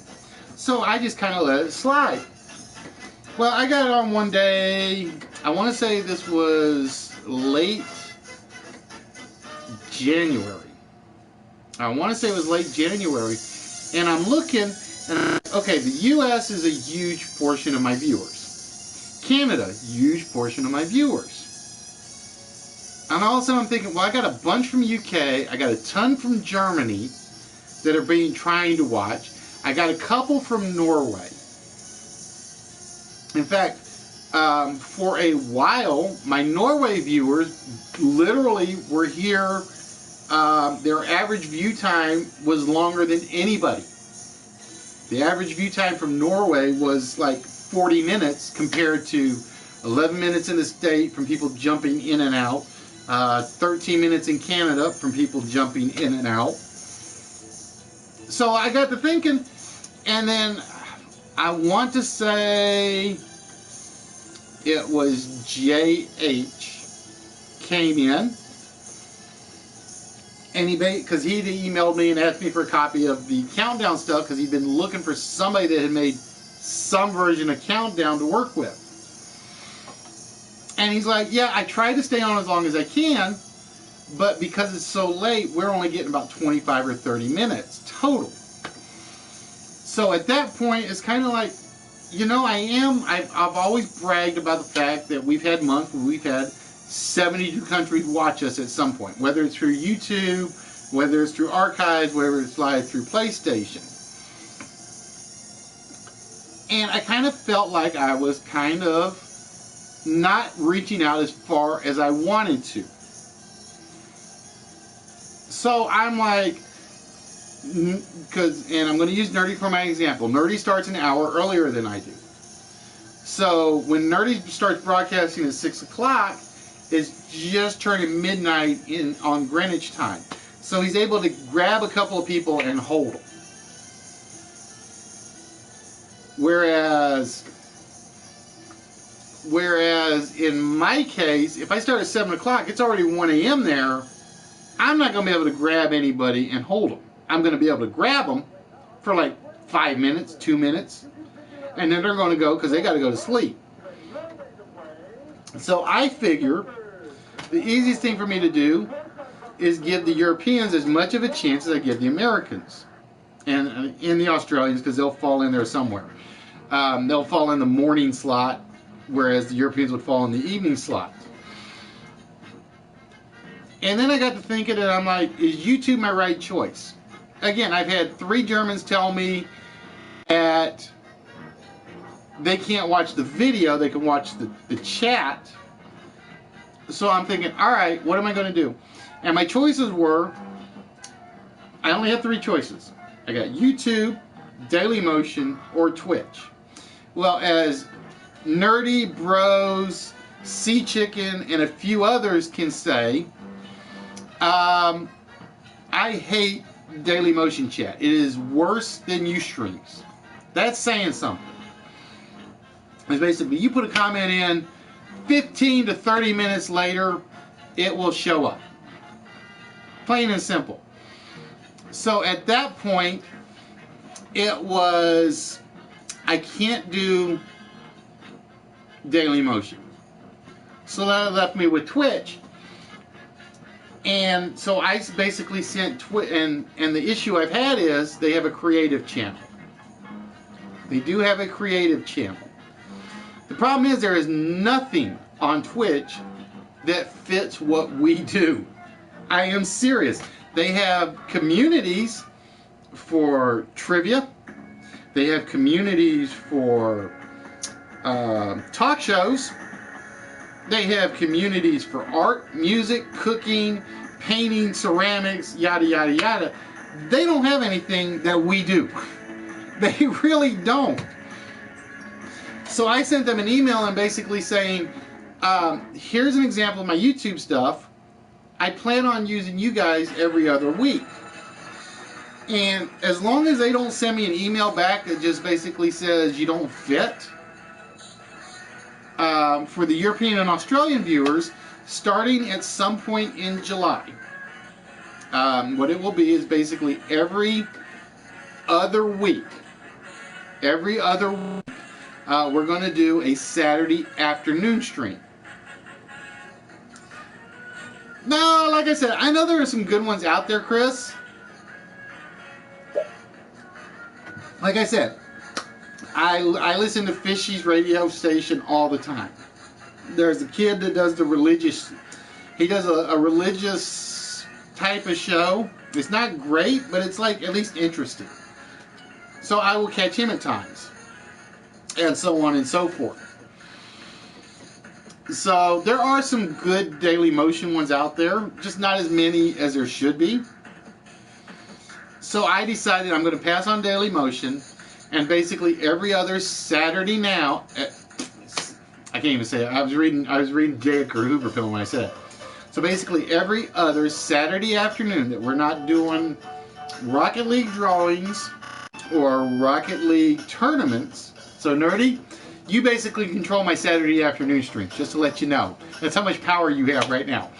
We're going to do a bi-weekly Saturday stream that will be primarily designed for the non-Western Hemisphere. That's like, and again, that's not to say the Americans can't participate, but it will be designed for the non-Western Hemisphere. And it's going to take us a little time to figure out how well the chat works on Twitch. That's something I am worried about. We shall see where that goes. And like I said, the one thing I do know that's going to be a problem with Twitch is they only hold your videos for like 14 days. So it's basically I got to do it, and then I have to basically download it, and then re-upload it to YouTube. So that's going to be the hard part. That's going to be the part that's going to be the technical stuff. So ladies and gentlemen, the What's My Line that we were looking for was indeed the Pentagon. And I know the picture's kind of iffy. I kind of took somebody else's advice and made the pictures a little harder to see. More so than normal. Like I said, I still want the new camera for the PlayStation just so I can get the camera fixed.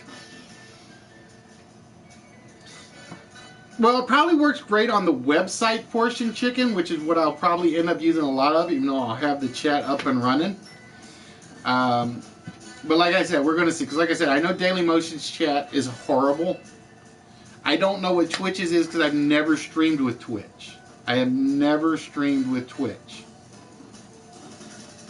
So we shall see. Oh, they have some good ones, Chris. Like I said, I love Sidecar Angel for the most part. I love a lot of the art ones. Like I said, the problem is I have gone through all the communities on Twitch, or all their categories. I don't really fit in any of them. I honestly don't know what Twitch is going to say after I do the first stream, which again will not be until probably July the 6th, I think. Let me see. July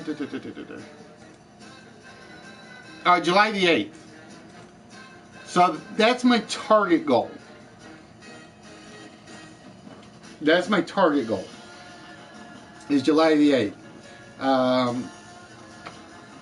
We're going to see how it works in that regard and see whether or not this show actually translates to it. All right, ladies and gentlemen. With that, it is time for the list that counts. This list will get you guys, will get somebody a small prize, and will get you guys entered into the countdown game, providing we have time and we get to it. So with that, ladies and gentlemen, we are looking for letter word combinations. Now I'm going to give you guys the example right now. D-Day. The phrase starts with the letter D, finishes with the word day. So we are looking for a one letter, one word combination. That's all I'm going to tell you in that regard. So again, D-Day is your example. No. There you go. Fallen has it. That's what we're looking for. We are looking for examples like Fallen has just done. A bomb for the atomic bomb is known as the A bomb. That's what we are looking for. No. So, for instance, if you can think of a word or phrase that starts with E and a word. So, for instance, E. coli. I will give you that one for an example. E. coli would be a valid phrase. So again, we are looking for a letter word combination. It doesn't have to be D. So you basically, we have a bomb. I give you guys E. coli as an example. That's what we are looking for. There you go, just like Toy Dinners did. B vitamin. Nope, B vitamin is a good one, but not what we are looking for. P. Diddy, I like that one. I didn't even think of that one. L word. Oh, what is an L word? I'm trying to think of what L word would be. Took somebody long enough to do F word. I knew somebody was going to take a chance with F word. I knew somebody was going to take a chance with F word.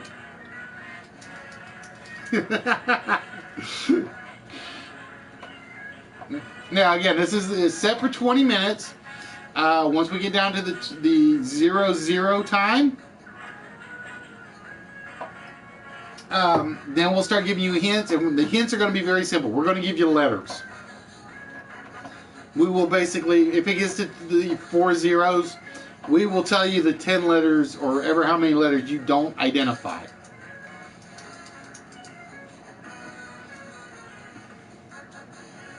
Now see, T off won't count because T is actually the word T, T-E-E.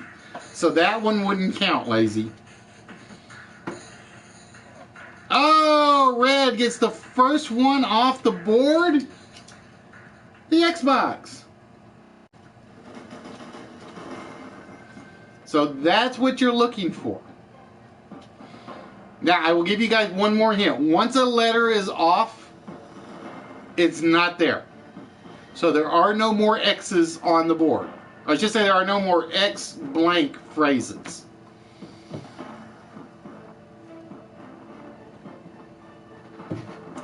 I thought about putting E pluribus unum on there, but I figured because I'm doing it in English, I had to keep it in the English language. Now I will say number 9 will be a little off. just to warn you. I will say number 9 will be a little off. Everybody else, I think, fits fairly well. Area 51. Now, see, that won't work, Jonathan. Again, we're starting with a letter after it. So, again, we had D-Day, Xbox. I gave you E. coli as an example. That fly is going to annoy the hell out of me. See, iPad would have worked. iPad would have worked because it's I-pad. Pro, this is an open game. Anybody can join in on the chat. Basically, what we are looking for at the moment is we are looking for a letter-word combination. Oh, somebody trying to get into my Star Trek heart. Somebody trying to get into my Star Trek love. Oh, maiden with T-bone. I put T-bone steak, but T-bone would work as well. So we've had the Xbox, the T-bone, or the T-bone steak. So again, we are looking for letter-word combinations. All these phrases start with a single letter. And like I said, number 9, you guys might yell about, but it does qualify, just to let you know. So we've had the X come off, and Fallen with the H-bomb. The H-bomb. I almost put G-spot in here. I had G-spot in here, and for some reason I took it out, and I don't know why I did. I honestly don't.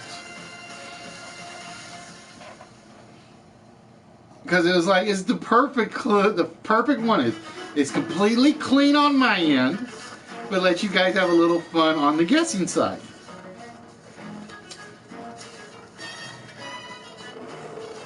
Nope, the T is already off, bros. The T is already off, so there will be nothing else that starts with the letter T. Pro, no, the 73 years was our respects to D-Day. We basically did a little, when we opened the show, we talked a little bit about D-Day and what it actually meant. So just remember, the X is already off the board, the T is off the board, and the H is off the board. So those 3 letters can't be used. Oh, NSYNC would have been a good one. NSYNC. I kind of like P. Diddy better. I wish I had put P. Diddy in here. I wish I had put P. Diddy in. That one would have been beautiful. Only Singing Gamer could come up with an a-hole. Although officially it would count. Officially it would count because it is a full phrase. Oh, Toy Den Nerds with the Q-tip. The Q-tip is definitely on there. Nope, U-boat is not up there. I'm going to say again, 8, 9, and 10 I think will be the hardest. Actually, I'll say 3, 8, 9, and 10.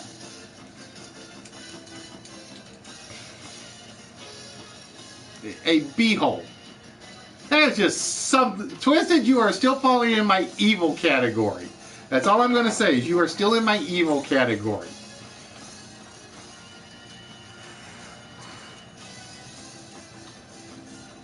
Nope, it will always start with the letter. It will always start with the letter.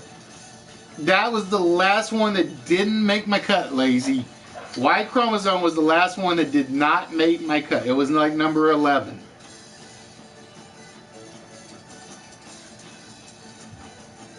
Zequel. O positive would have worked, but it is not in there. And like I said, when we hit the timer, we will give you the actual letters of whatever is not uncovered. So that'll be your first set of hints, if we get that far. Gmail, Z Nation, both good ones, but not on there. Like I said, I think 9, 10, and I said 8, 9, and 10, but I'm going to say 3, 9, and 10. Now, see, jaywalking wouldn't work because jaywalking is actually spelled out. The official term for jaywalking is Jay, so it won't fit.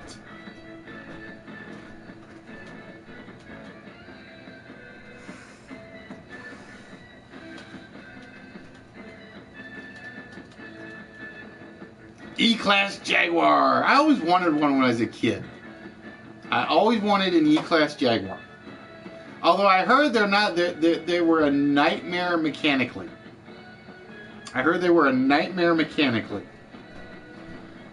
Kmart would have worked. So as you guys can see, there's a lot of them that are actually legitimate. Because I haven't seen that many that I would say don't count.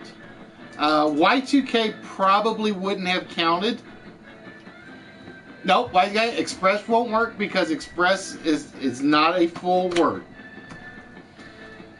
And like I said, I will tell you guys right now, there is one oddball one in here. Depending on how you write it, just to warn you.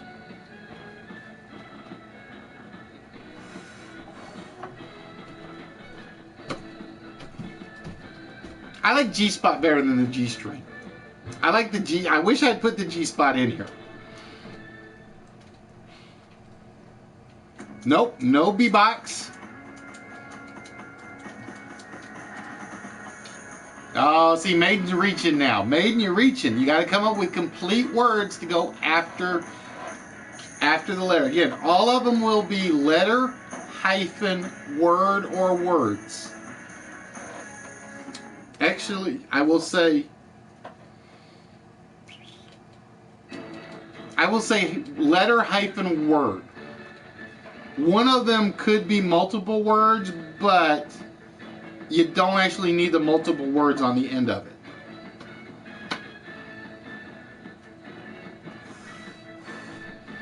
Now, see, C++ won't work, show, because C++ is actually the C, the plus sign, and the plus sign. Oh, see, Toy Daniels is coming up with some I wish I really had snuck in here.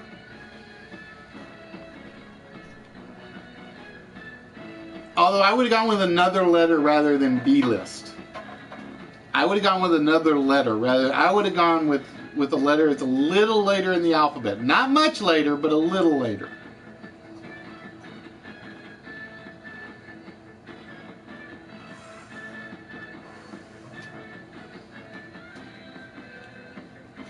And because A-Train was what actually got me writing this list down.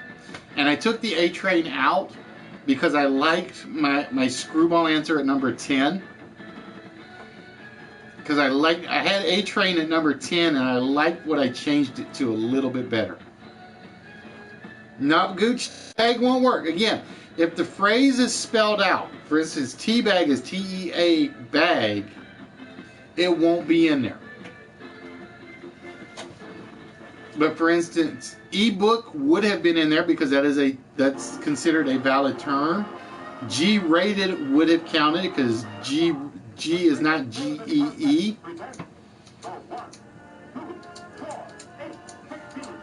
Let me see, do I have any? I don't think I have any sci-fi ones left. I don't have any sci-fi ones left, so I will tell you guys that right now. I'm checking to make sure.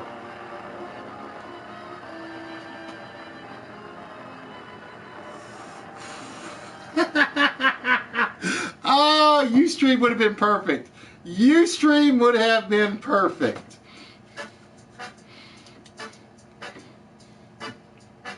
eHarmony.com. FarmersOnly.com. What's the other one? Over40.com, I think. There's eHarmony, Over40, Farmers Only. What's the other one? There's one other one I can't think of off the top of my head.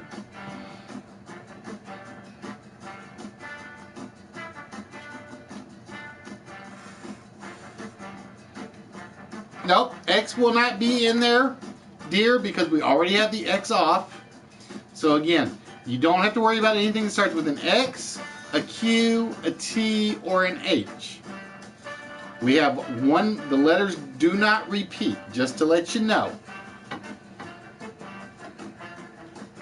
Because I hate those commercials. I really, really do.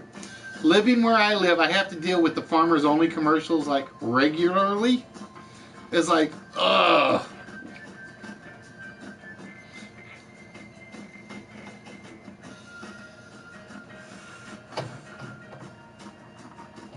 And Uber will not be up there, just to let you know, because Burr doesn't count as a word.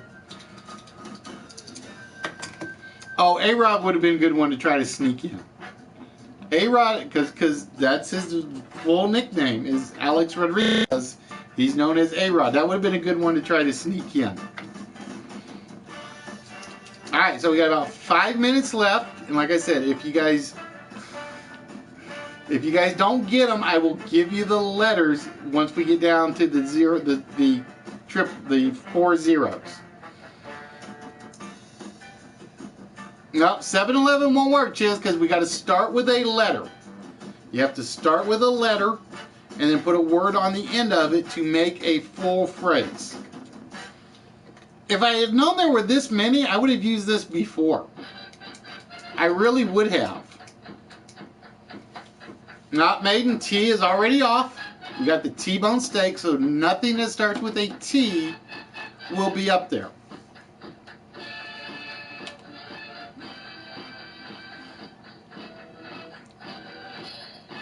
And like I said, I will give you guys the letters if and when we hit the 4 zeros.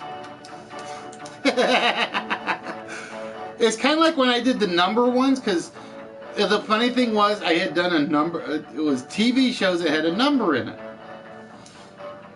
and I had basically set it up where what was behind number 1 was basically it only had the number 1.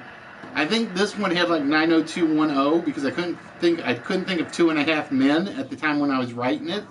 This one they had like the number 3, the number 4, the number 5, number 6, 7, 8, 9, 10. And the only person that got that one actually had a pattern to it. And I think the only person that actually got the pattern was Yoda. I think Yoda was the only one that actually got the pattern that I had actually. And I almost never put a pattern on the board. But Yoda's like, I see what the pattern is. I just can't think of what I think it was the number 9. She couldn't think of a word or a TV show that had the number 9 in it. So again, we are looking for 6 possible words. And again, they will all have the format. Now, somebody already tried N-word. Somebody tried the N-word. And they tried the F-word. They tried the F-word as well. So they will all start with a letter. So think letter hyphen word. And they will make an actual phrase. So that's what we are looking for. We're looking for 6 that are left. Speaking of which, now that they're here, are you guys back to broadcasting or not? Uh-oh, Twist is streaming. Twist is streaming, Mr. Evil. So again, I know Money is still streaming. Money streams about 9:30. So if you guys get bored with me, go check out Moneymaker. Now you guys can go check out Twisted Sense. Mr. Evil, that's my new name for him. And if you've ever seen his racetracks on GTA 5, you'll know why. The man is just...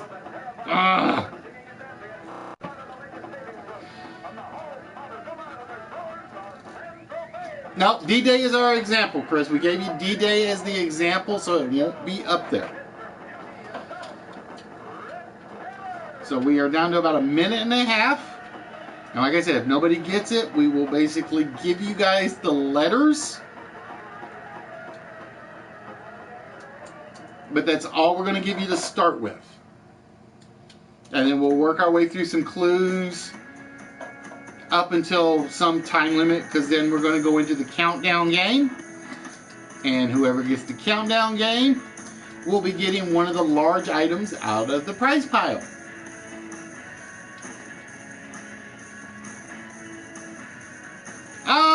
wise guy. Nicely done. It is indeed C rations. Oops, I put Wise Ray. Why did I put Wise Ray? Because I can't write.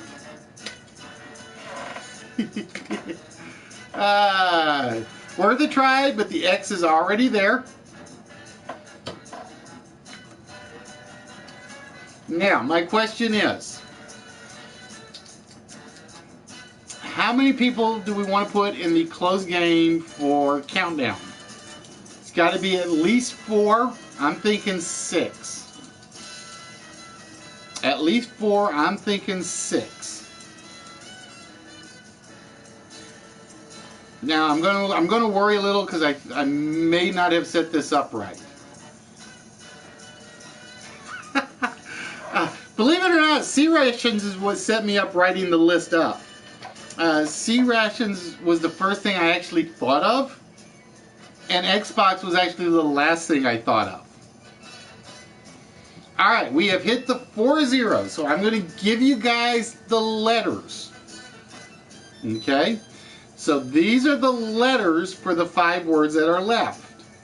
We have A as in alpha, F as in Frank, V as in victory, W as in whiskey, and J as in Juliet. So those are the 5 remaining letters. We have A, F, V, W, and J. So we're giving you the 5 letters. And we're going to give you about 5 or 6 minutes, and then we'll throw a couple more hints out there. So again, we got A, F, V, W, and J.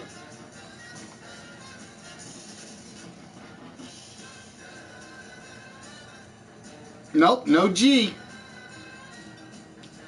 No, there will be no G left on the list.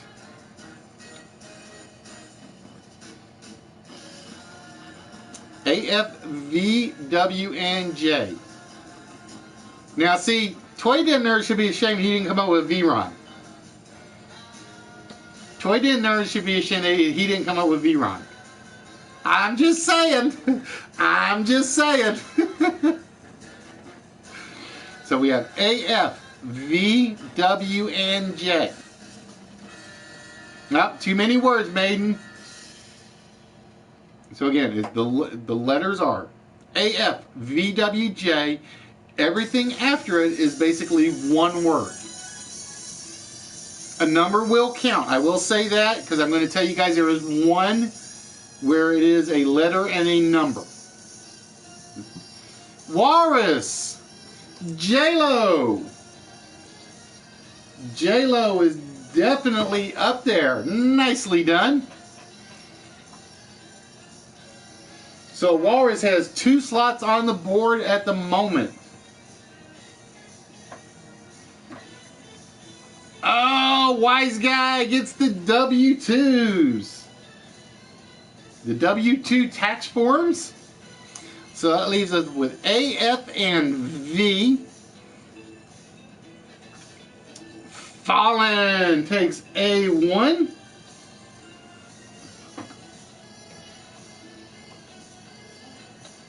So we have F and V. I will tell you these are not numbers. These are not numbers, just to let you know.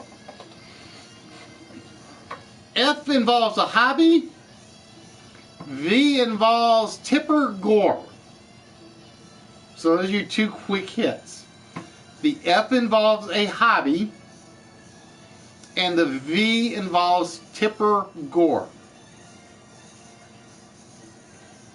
So, Red and Wise Guy, you each have 2. So if you get 2 player slots, you're going to have to at least give up one of them.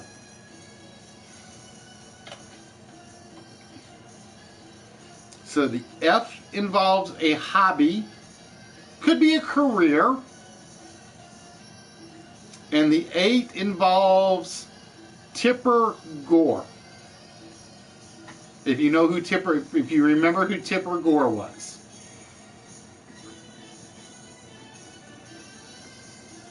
One of them could be Peter Parker, One of them involves television. Nope, not VC.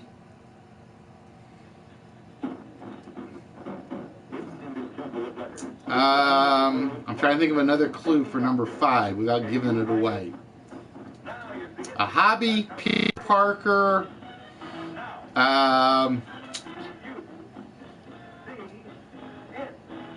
Nikon, Canon, before we had smartphones, we had to use something else.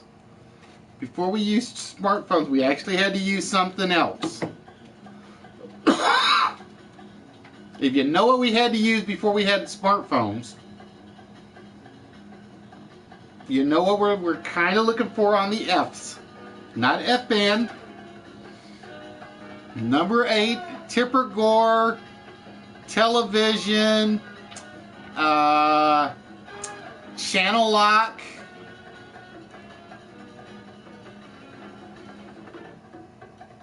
you're on the right track, Fallen. You're on the right track, but there's a different F word we're looking for. Number 8, Tipper Gore, television. There we go, aphasia with the F-stop. Now, aphasia, you are still locked out, my dear. So if you win, you actually have to hand it over to somebody else. And red with the V-chip. Red with the V-chip. So it's F-stop and V-chip. So we were looking for letter-word combinations, such as in D-Day. We had Xbox, T-bone or T-bone steak, C-rations, A1, F-stop, Q-tip. I should have used Donald Pleasant. No, somebody got A1, so I have no hints for that one. Q-tip, H-bomb, V-chip, the W2s, and J-Lo. Oh, we're not done yet, wise guy. We are not done yet, because we still have to set up the prize list. You had it, but you got away. You stepped away too soon, Chris. All right. So with that, this is setting up the countdown game. So I need you guys to basically decide 4 or 6 players. 4 or 6 players for the countdown game. And you guys have about 3 minutes to decide. So we're going to do the countdown game with 4 players or 6 players. I see 1 for 6, 2 for 6, 3, 4.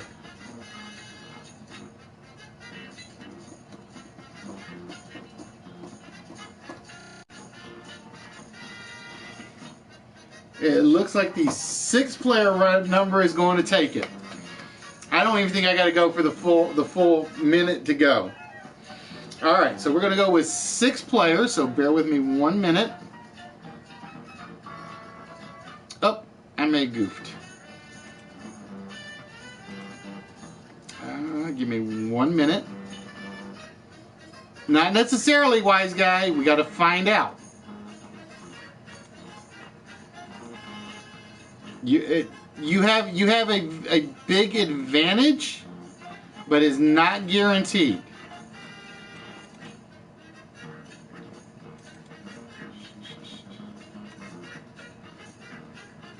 Oh, it's already set for 6. Okay, cool. It is set for 6, so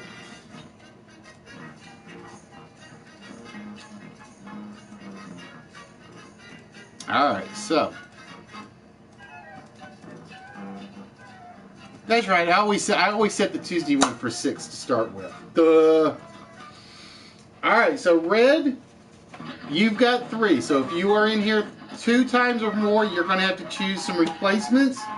Aphasia, you're still locked out because you won the last Tuesday's game. So if you are a player slot, you will have to choose somebody.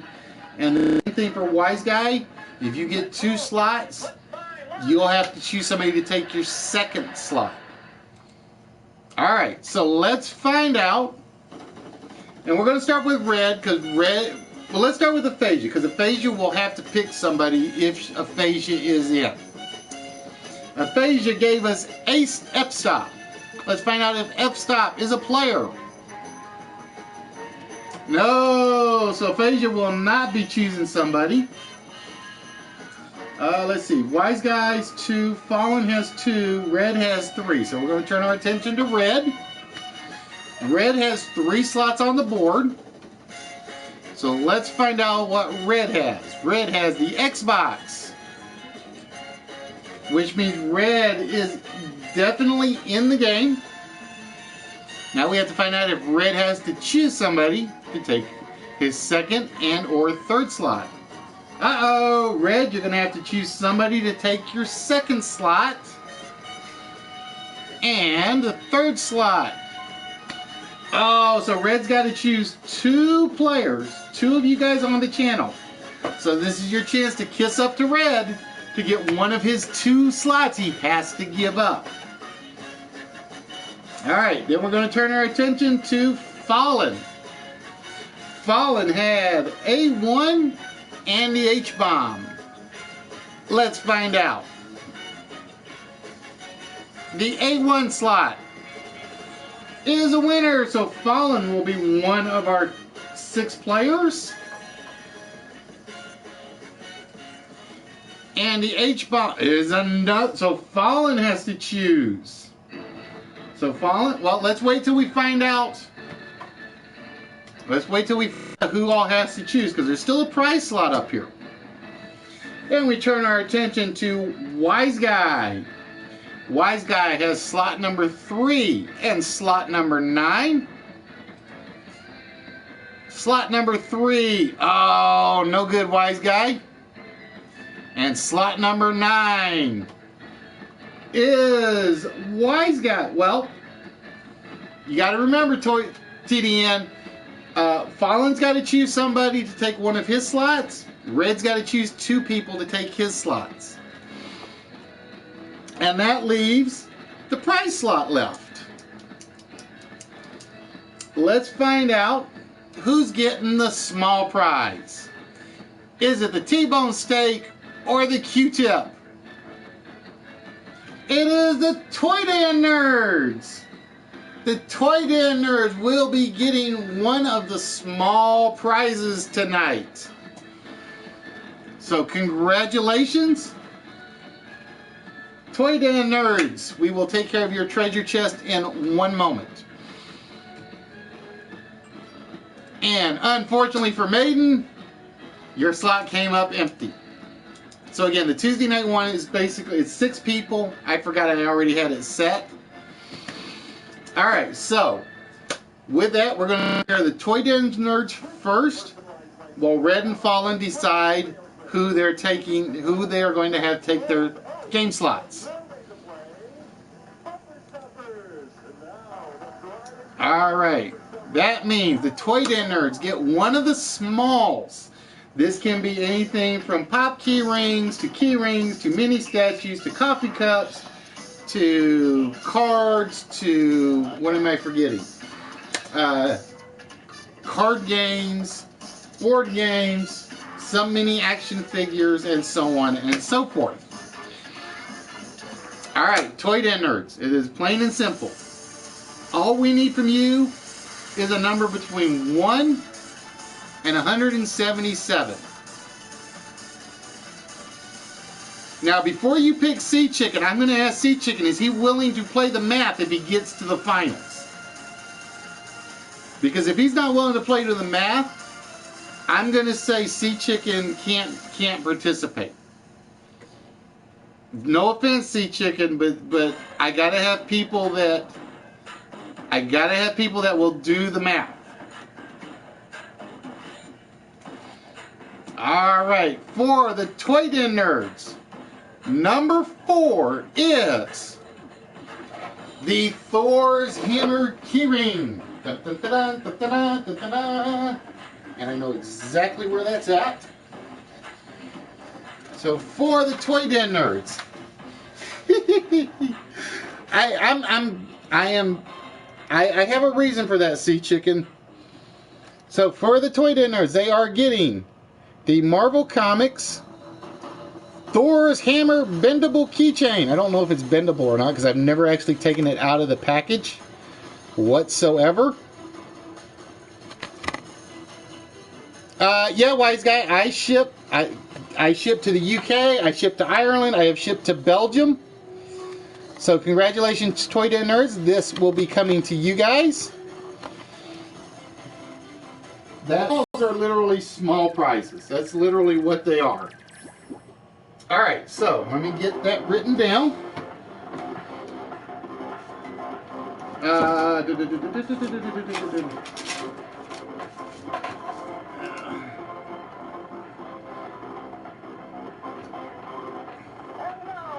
Like I said, that's how we do it fair and square. Is so that everybody has a shot. That'd be an easy one to stick in an envelope. That could probably go out with the rest of them. So that may be a fast send out. That may be a fast send out.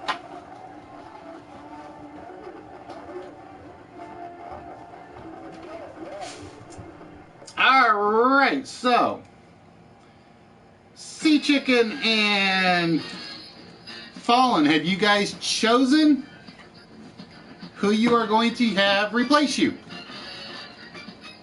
And yes, Sea Chicken, like I said, I am starting to get serious on the math part. It's basically, I've had a lot of people complaining to me, and this is not aimed at you or anybody in particular, that so-and-so is basically playing until they get the math part, and then they quit, whereas if I'd gotten there, I would actually compete in the math portion to try to win something. There you go. Every time you throw your keys away, they'll just come right back to you.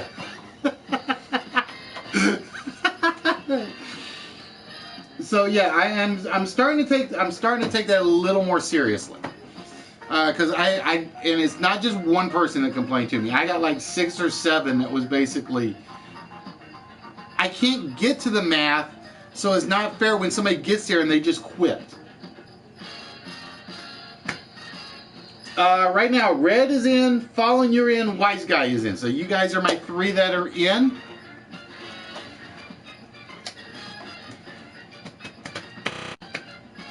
And the only people you cannot choose are Aphasia, Fatality, and WA27. Aphasia, this is your last lockout, so you will be eligible the first game this coming Saturday. Just to let you know. So your lockout basically clears out tonight. Alright, Sea Chicken is in. It doesn't matter if you suck or not, you might get lucky.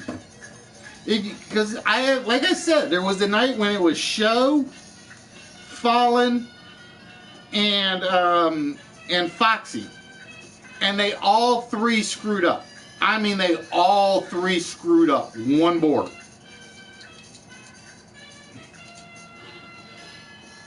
Alright, so Mark Cleary is in for Fallen slot.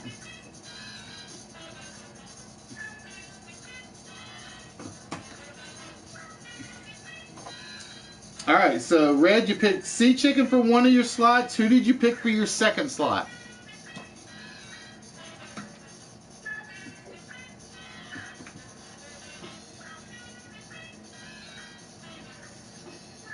Well, you got to get to the math part is the key. That's the hard part.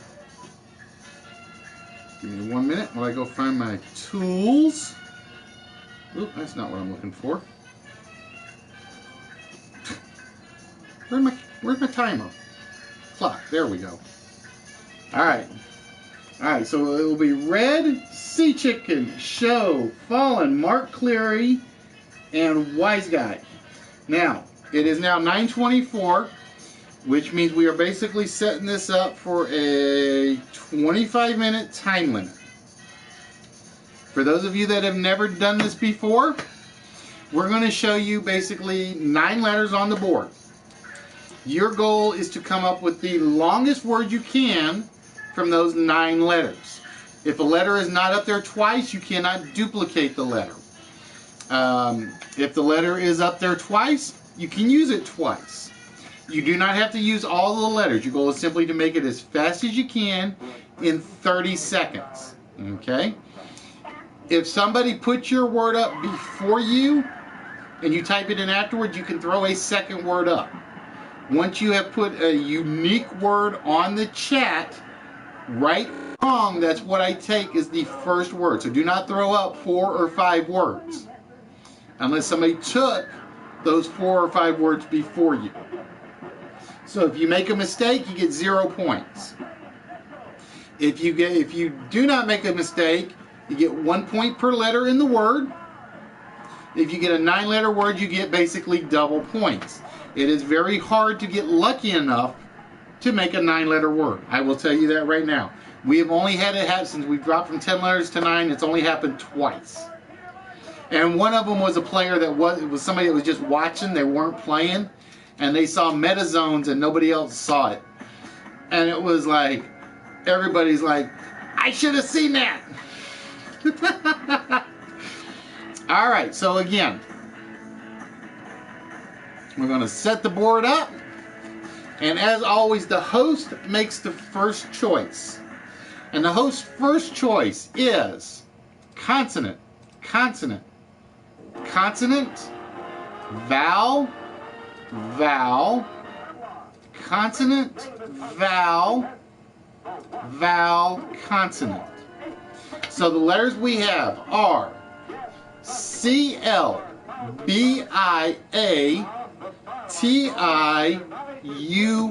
So those are the only letters you can use. So for instance, your word can only have the letter I in it up to twice. So with that, ladies and gentlemen, the timer starts now. Oh, I gotta turn off my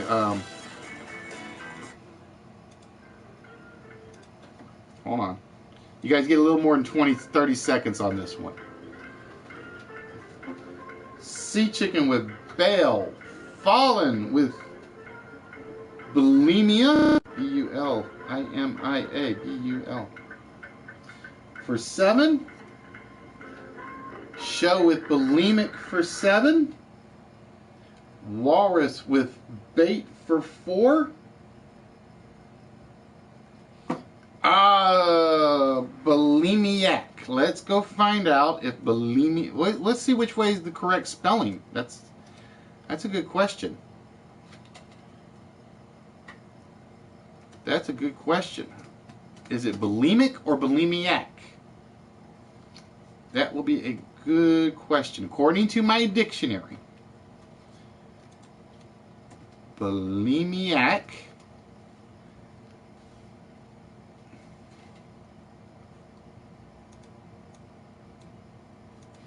B-U-L-I-M-I-A-C. And the problem is I'm using Edge, so it's like a brand new browser of sorts. So you guys will have to bear with me on the spell checks. Believe it or not, they're both in there. Bulimic is in there and bulimiac is in there. Which means, as soon as I get back over to the correct YouTube chat, Wise Guy scores 8. And Mark went with climb for 5. Well, Firefox is acting up today for some reason. Firefox is killing me today. I don't know why. But believe it or not, they are both in there, which means Wise Guy has control of the board. All right, Wise Guy. That means you get to choose the 9 letters off the board. You basically choose consonant or vowel. You have to choose at least 3 in each row. So you can do 6-3, 5-4, 4-5, or 3-6. you basically put them in the order you want them. So if you want consonant, consonant, consonant, vowel, vowel, consonant, so on and so forth. But you basically put 9 C's or V's in order on the row. And I will basically go by whatever it is on the chat line. I figured bulimic was in there. I didn't think about bulimiac or bulimiac.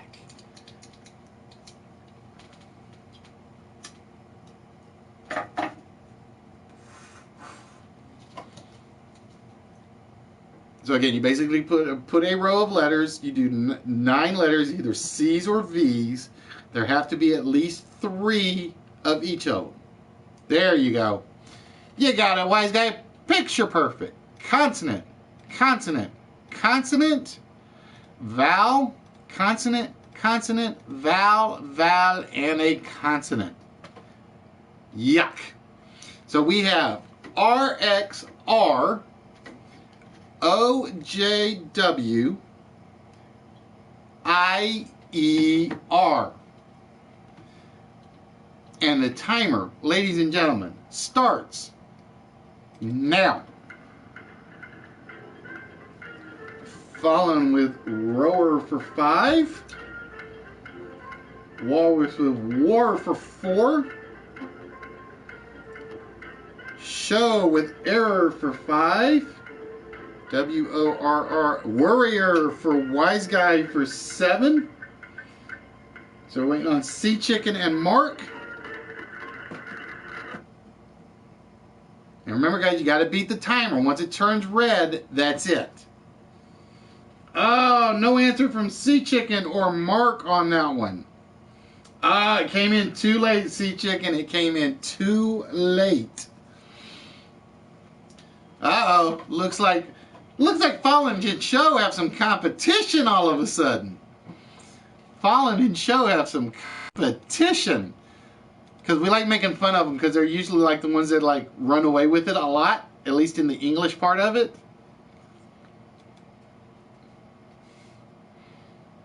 Alright, so with that, wise guy in control of the board again.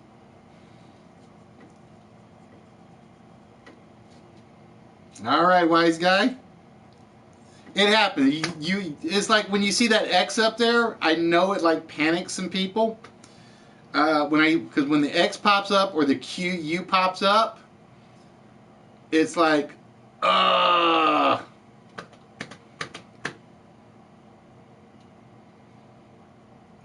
Well, the trick is being able to come up with the word and get it first. That's the trick.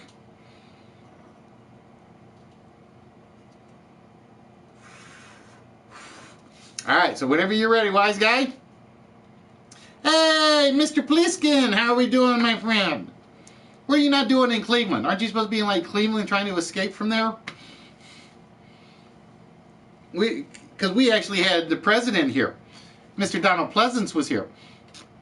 All right, so wise guy going with vowel, vowel, triple consonant. I'm making sure I'm reading that right.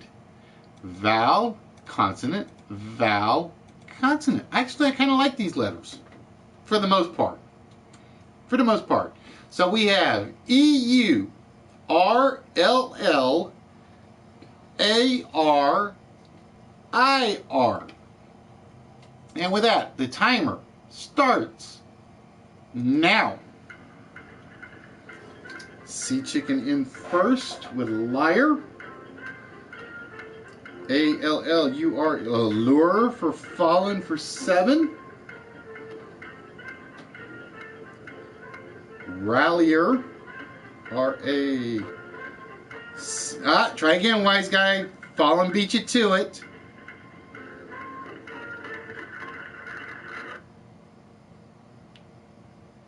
Show went with allure for 6. And the timer is up. Oh, Mark, I think the chat speed is killing you. I think the chat speed is killing you. Came in too late, wise guy. That one came in too late. That's why I say you got to pay. You You have to watch the chat, because if somebody's chat line comes up before you, you come up with another word as fast as you can. So it just depends on which is faster, is the PlayStation or the YouTube chat, because it does vary. It is one of those where you never know which one is going to be the fastest of the two. Alright, so with that, Fallen, I believe, is in control of the board. I'm trying to read what... Ooh, wait a minute. I may have to check Walrus's. Give me a minute. I may have to check yours, Walrus. R-A-I-L-L-E-R. That may not be good. That may not be good because I misread it. No, see, I can't take yours, Red. R-A-I-L-E-R I would have taken. But double L's I can't take. I'm going to increase my chat size so I can read the letters. There we go. That's what it was. I saw the I and I read the two. I read the first L as part of the I. All right, Fallen, you are in control of the board, my friend.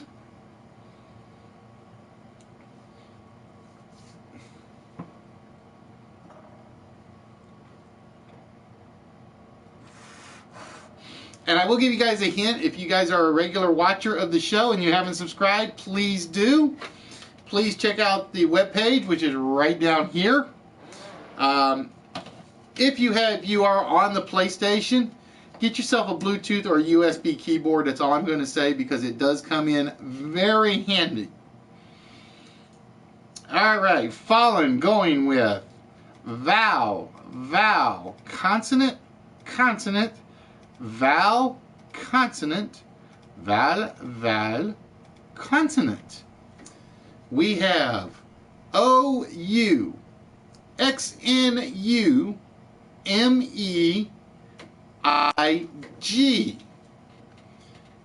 And the timer starts now. Oh, I thought I saw 7, but I don't. I thought I saw 7, but I don't, because I'm missing a letter.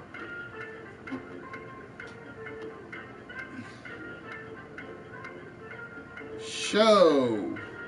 Fallen.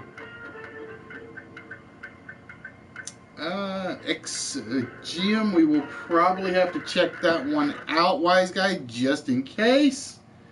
And red in with oxen.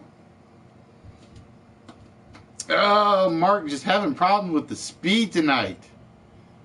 Nahadneg. Nahadneg? Don't think that one actually works. Alright, let's go check Exegium. That one I gotta check. I know Fallen's is good.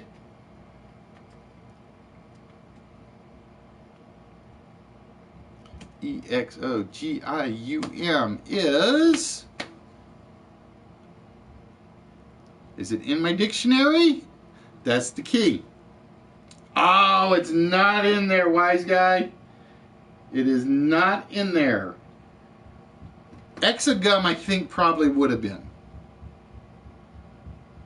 Nope, exogum didn't show up. Usually my dictionary will give me some good alternatives, but it didn't show up in there.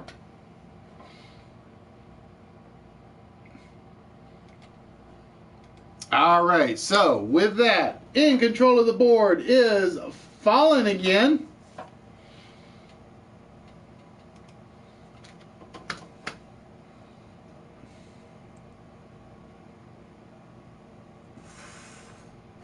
See, I would have taken Meg if you got it in there in time, Mark, because I know my dictionary does account some proper names.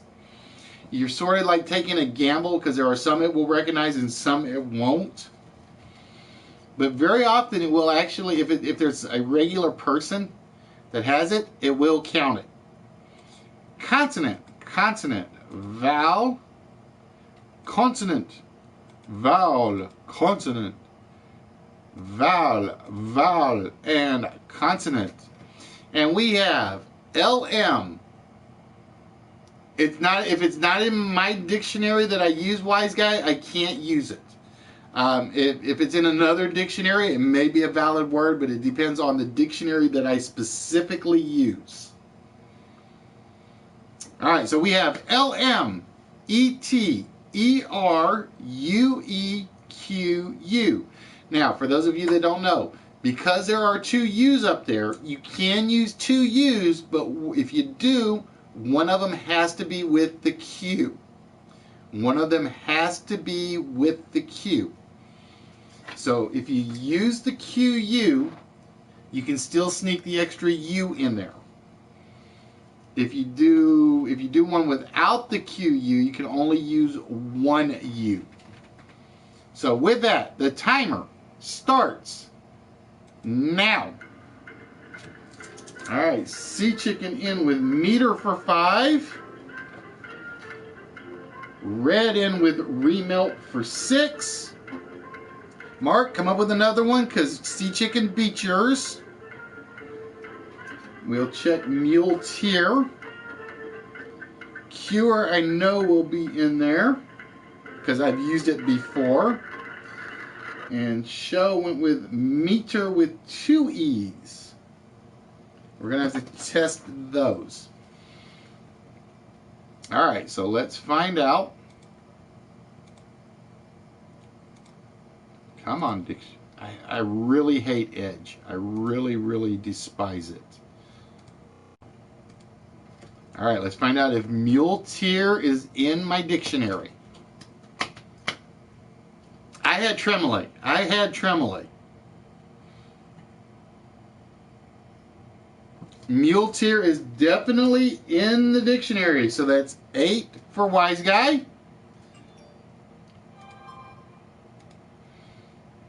And Show went with MEETER.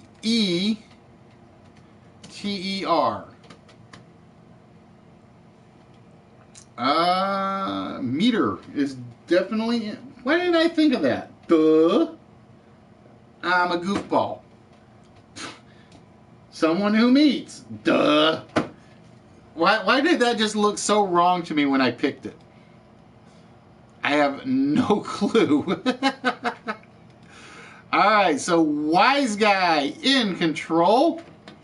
It's going to be close because he's got the 2 blanks. He's got the 2 blanks at the moment. Oh, did I do new letter set? I may have skipped new letter set. Alright, Wise Guy, whenever you are ready, you get to choose the next set of letters on the board.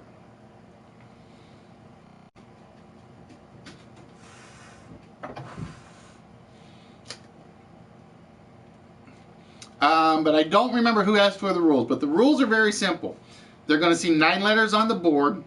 They basically have to make the longest word they can from those 9 letters in 30 seconds while the game is ongoing.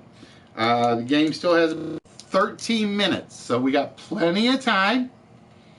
Wise Guy going with consonant, consonant, consonant, vowel, vowel, consonant, consonant, vowel, consonant. So we have N, L, H, U, U, S, Q, U, A, and a G. And the timer starts now.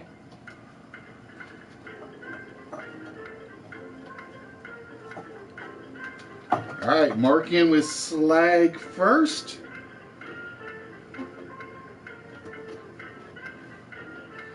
Sea Chicken in with Lunas for 5.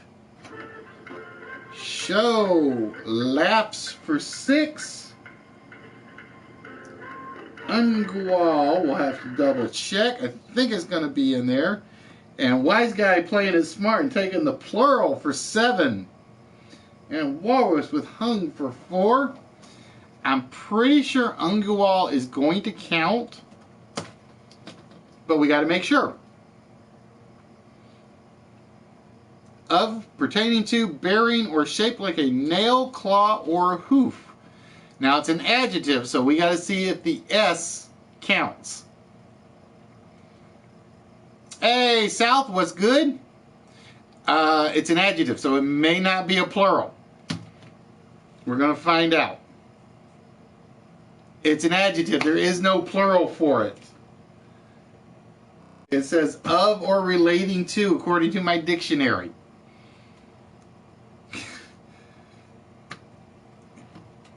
Ungual is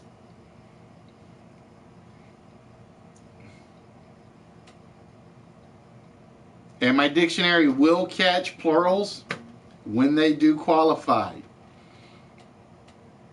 Of pertaining to, bearing, or shaped like a nail, claw, or hoof. So it's actually an adjective, which means the S doesn't work. Oh, it was a good try, though. It was a very good try. And with that, Show is in control of the board. All right, Show, whenever you are ready. And remember, the top 3 scores will go on to the math portion, and the winner of the math portion will be the one who claims the prize.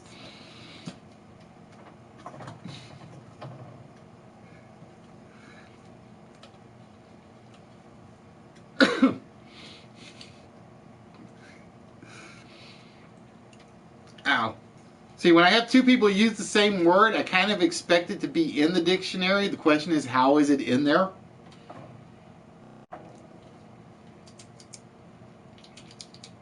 All right, Show, you have control, my friend.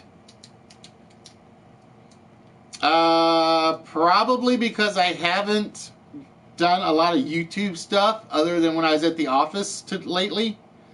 Just looking at stuff, and it's mostly research. All right, we have HBOUYLIANH.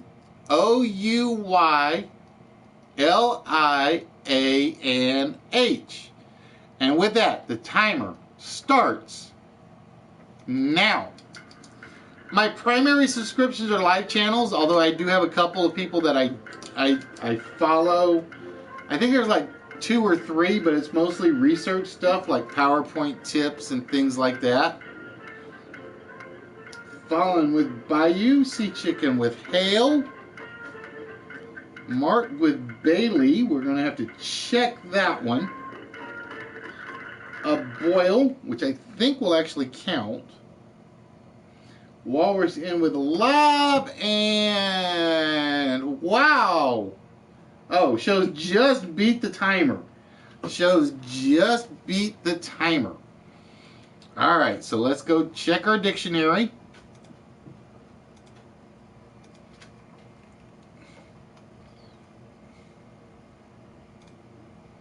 And the one we want to check is Bailey, a Boyle, and Bialy. Bailey, I think, will be in there. We'll see. When the dictionary site takes a while, it's usually a good sign. Yep, one of the largest craters on the moon. All right, and then we have Bialy.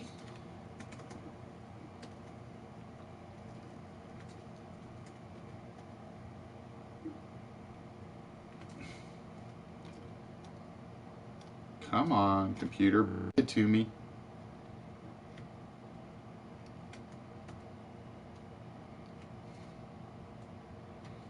Show.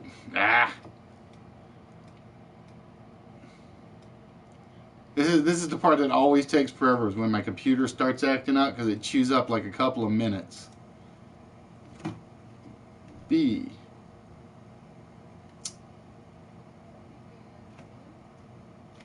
I-A-L-Y for Show is Bialy.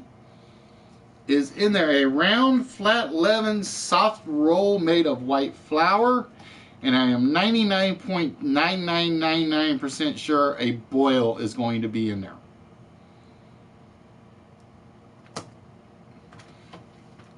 And I use 99.99999% sure because I never know with my dictionary, as you guys can tell. All right, so it is definitely in there. Everybody scored that round. And I believe who's in control? I believe Fallen will be in control of the board. If you are watching on YouTube, just hit the live button, South. That will catch you up on the video. It's like right there on the bottom of the video. That will catch you up.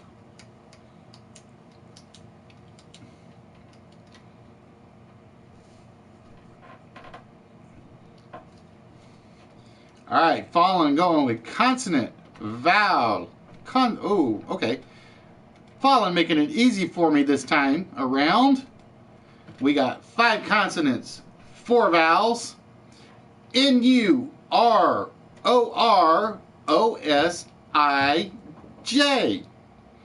And with that, the timer starts now. Oh, there went my sound effects. Damn it. Walrus in with joins. G-U. Fallen with juniors for 7.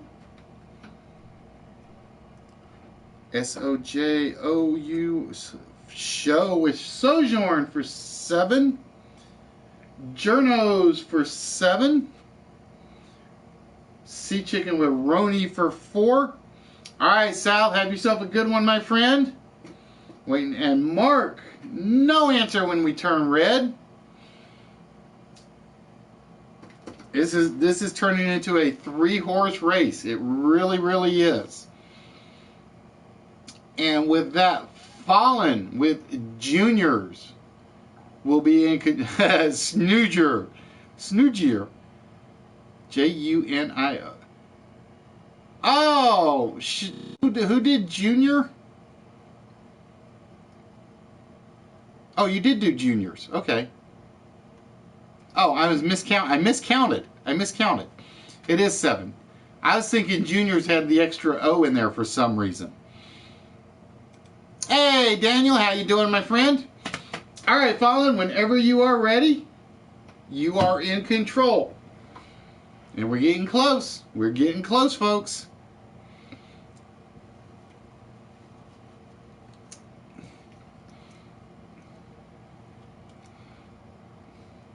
But yeah, it's weird because it's like if I watch on my Apple, on my iPad, it'll be caught up.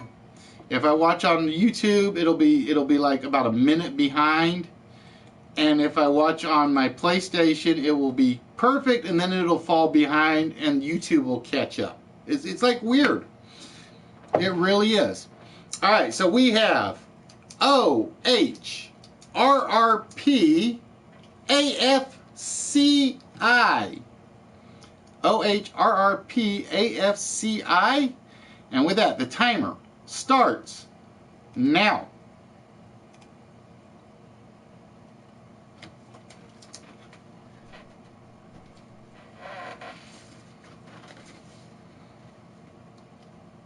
O-R-P-A. Orphic is definitely in there. Car hop definitely counts. Walrus with cart for 4. Show with chair for 5. Mark, come up with another one fast. Show beat you to it. Oh, too late. I had choir. That was the longest one I had saw right off the top of my head. Car hop and Orphic were the 2 long ones. Car hop and Orphic. I didn't see Orphic. I kind of see car hop afterwards. P-H. Ferric?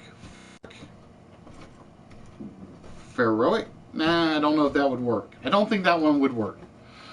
Alright, so with that, Fallen back in control again. And I try to keep this moving because, like I said, there is a timer on it, even though you guys can't see it. I will tell you, we're getting close. We are very close to moving towards the math portion. Alright, Fallen, whenever you are ready, my friend. Fallen going with vowel, vowel, vowel. Triple consonant. Vowel, consonant, and vowel. I don't think there were enough F's for her, or enough R's for horrific. Alright, so we have O-E-I, TDT OH and an I. And with that, ladies and gentlemen, the timer starts now. My music's kind of croaked. It always croaks like about 7 boards in.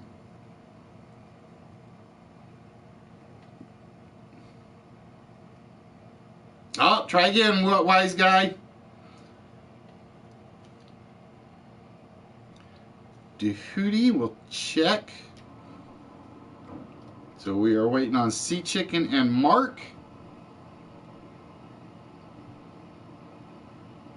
And the timer ran out. All right, we got to check Dehootie. D-H-O-O-T-I-E. That one I'm not sure of. Oh, an alternate spelling for a Dehootie. It is in there. It is a valid alternate spelling for a long cloth worn by Indian men. Is a long cloth worn by Indian men. And there,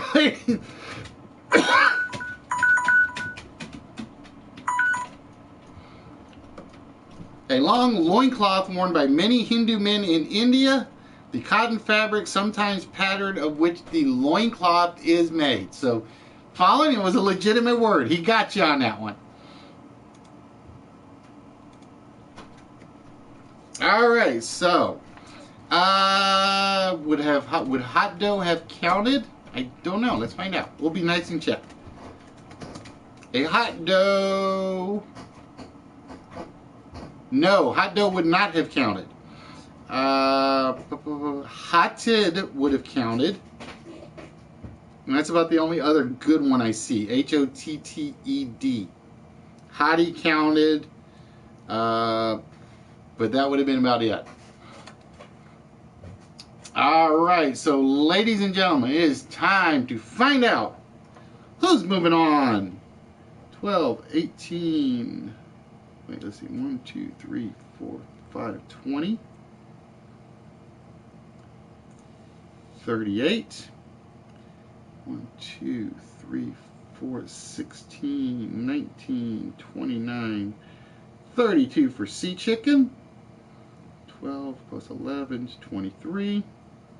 Plus 12 is 35, 40, 52, 58 for Show.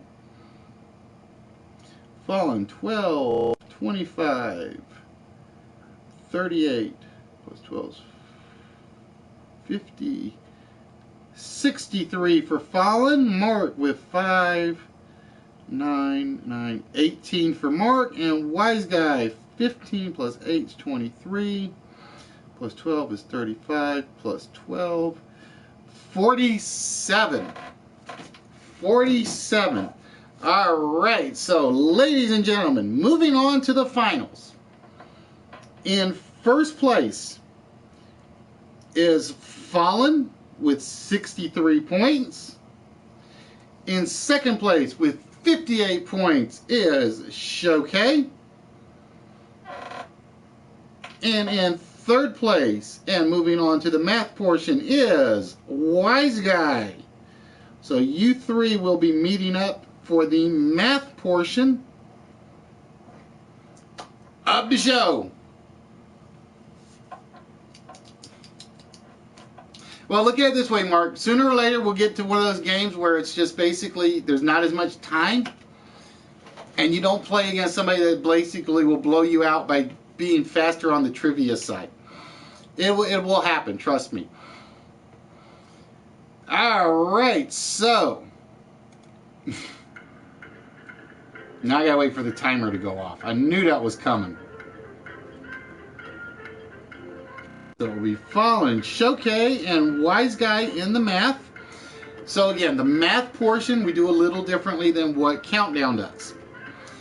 For the math portion, you still have 30 seconds to get your equation into the chat. I'm a little more lenient.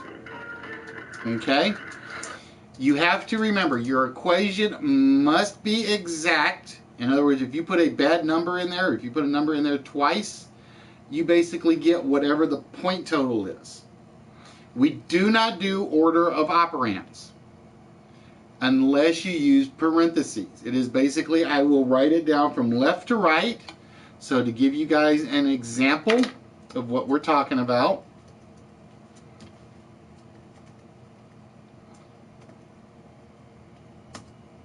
there's an example that's going to come up on the chat for you guys. 5 plus 3 times 6 is automatically 48. Because 5 plus 3 is 8, times 6 is 48. Order of operands would have said that is 23. Okay?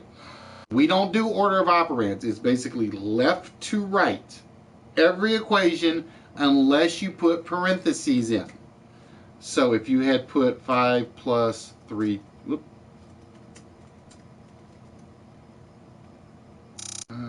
that would have given you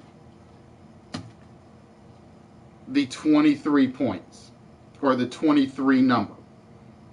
Okay? So again, it's left to right on the equations. You do not have to use all the numbers that show up on the board.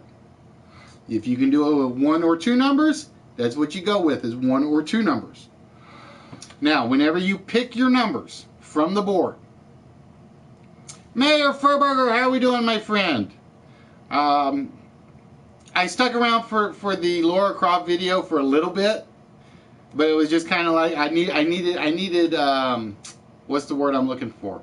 I needed more stimulation, and that's kind of bad to say when we're talking about Mayor Furberger. If you guys don't get the chance, please check out the performance artist of Ustream or YouTube. Damn it, I did it again. Maybe he's on Ustream as well, and I just don't know it. Please check out the performance artist Mayor Furberger. He is absolutely hilarious 99.99999% of the time, unless I'm just in a bad mood and it doesn't work for me. And like I said, I think that's kind of what happened with the Laura Croft video. It was just, I couldn't get into it as much as I probably should have. So it's just kind of like, okay, I'm running away for the day. Of course, I don't think anybody really had me. Nope, you're not in this one, Sea Chicken. It is Fallen, Showcase, and Wise Guy. Alright, so again, when you pick your 6 numbers, you must pick at least 1 from the top row. You may pick more than 1. And then all the other numbers may come from anywhere on the board. So there is no obligation, as long as one of those numbers comes from the top row. After we reveal the 6 numbers, we will reveal the 3-digit total that you are trying to reach. And I literally play along with you guys as best as I can while trying to watch the timer, which is the hard part.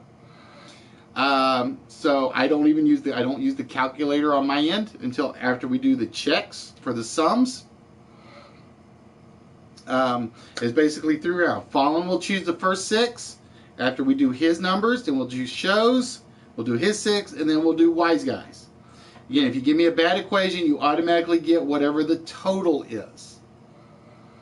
So you're hoping if you get it wrong, you get a small total up here in the corner.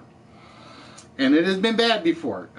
Fallen one day did an equation that basically he picked up like 23,000 points one day. It was really, really bad. Shout out to Defoe Show. Like I said, it's one of my favorites. Like I said, I'm still mad at Smoothie, wherever you are, for jumping off of Live from PlayStation. I get why, but that's a whole different argument. Yeah, I like that show. The Andy Kaufman of the internet. That's perfect. That is absolutely perfect. All right, so Fallen has chosen 4, 11, 13, 1, 21, and 22. So for you 3, the numbers you have to work with are 50, 50, 7, 3, 4, 7. And the total you guys have to reach is 236. Oh, I think this is close to doable. We'll see. And ladies and gentlemen, the timer starts now.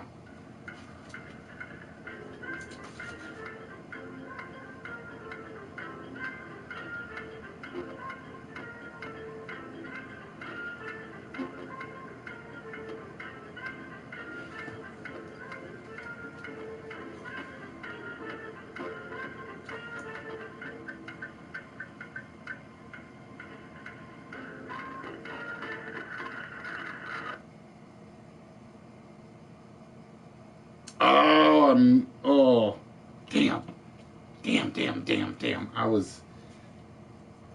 That's true, bros. You did score $1 million in the math one day. I do remember that. All right, guys, let's see what you got for your equations. I almost did that the wrong way.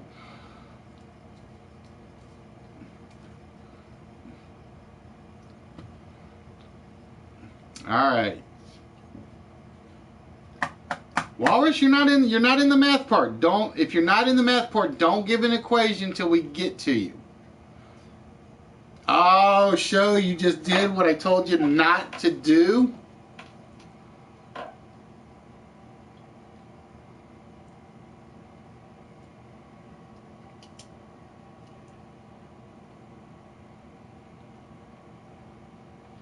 $200 plus 7 equals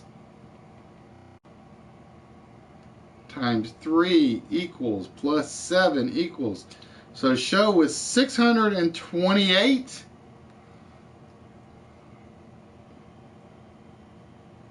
Fallen went with 200 plus 21 plus 7 is 228. And wise guy, 50 times 4 is 200. 250.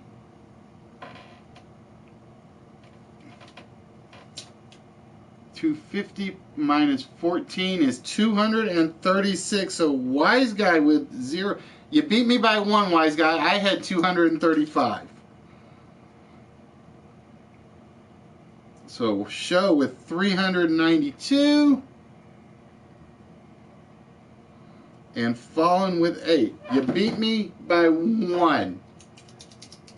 Nice job, wise guy. I had 50 times 4 is 200. Plus the 7 times 4 is 28 is 228. Plus 7 is 235.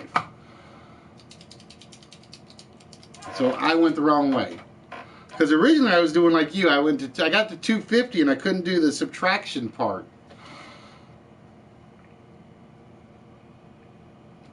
All right.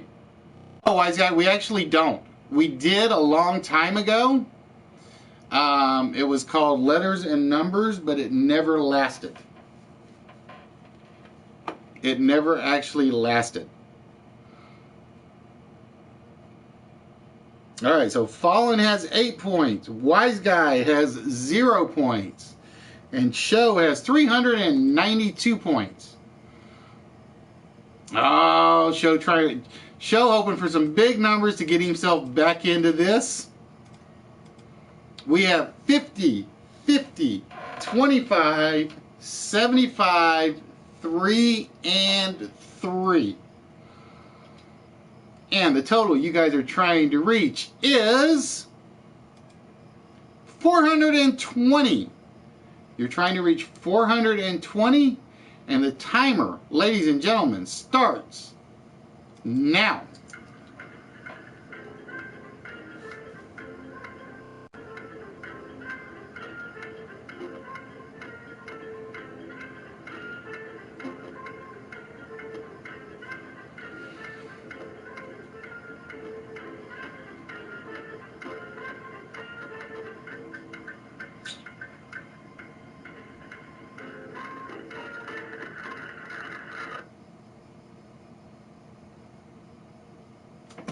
All right, let's see what you guys got for your totals.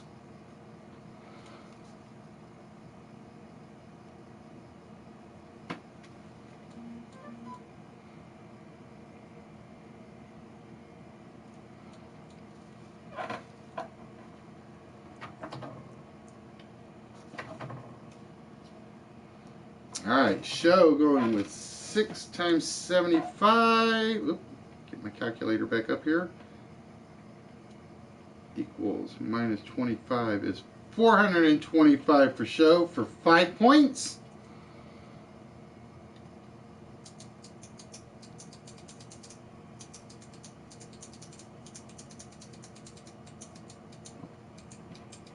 Actually, I picked up the wrong thing, so.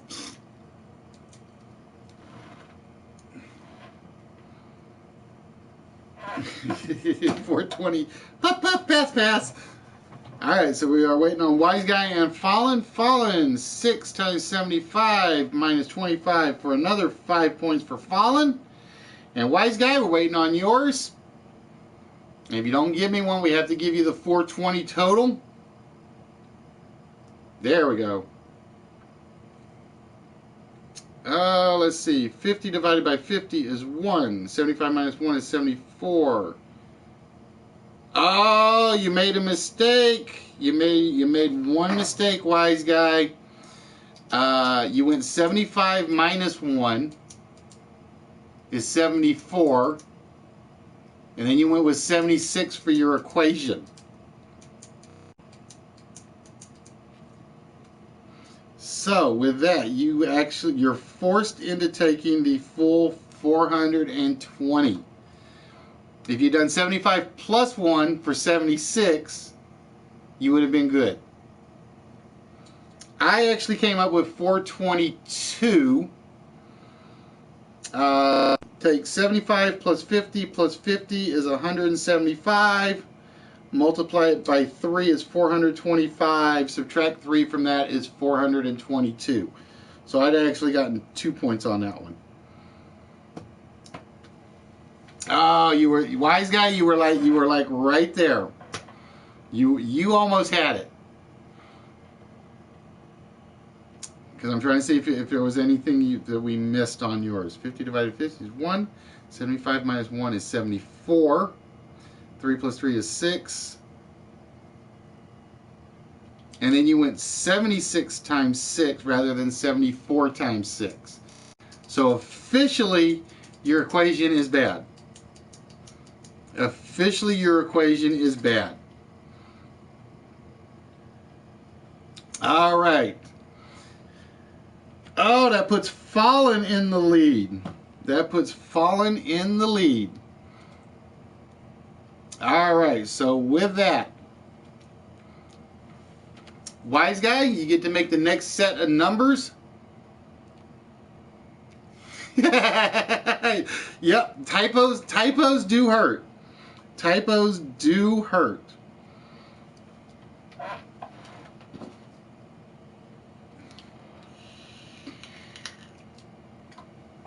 So I was looking at the 76 and I'm like, okay, that makes sense. But where's the 76 points?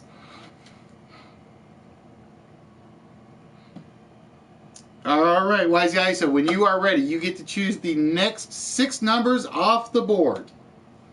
Yep. Right now, you guys have to hope Fallen makes a blunder on the 3rd one. Because it is close between Show and Wise Guy in second.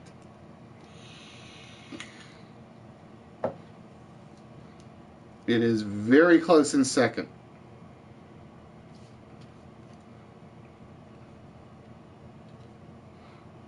So again, you have to pick at least one from the top row. 1, 2, 3, or 4. And then the other 5 numbers can be anywhere on the board. All right, we're going to go with 2, 7, 9, 15, 16, and 21. So we've got 100, 1, 8, 5, 7, and 7.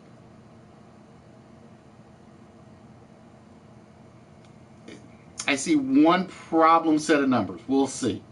And the total is 946. Give me a minute, guys. All right. 946 is the total you are looking for. And with that, the timer starts now.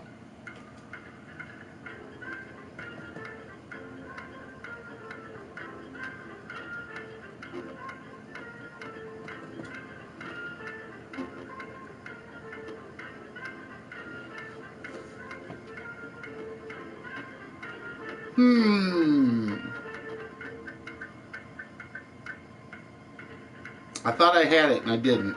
I thought I had a 0 and I missed it. What am I missing? What am I missing? Alright guys, your timer is up. Let's see what you've got for your equations.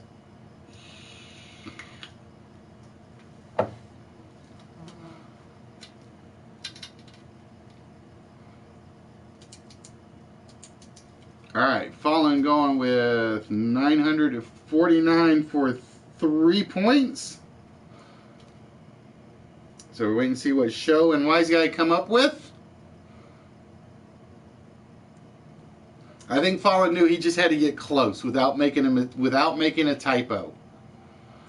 8 plus 1 is 9 times 100 is 900. Show forgot his parentheses again. 900 plus 7 equals times 7 equals minus 5 equals 6,344 for Show.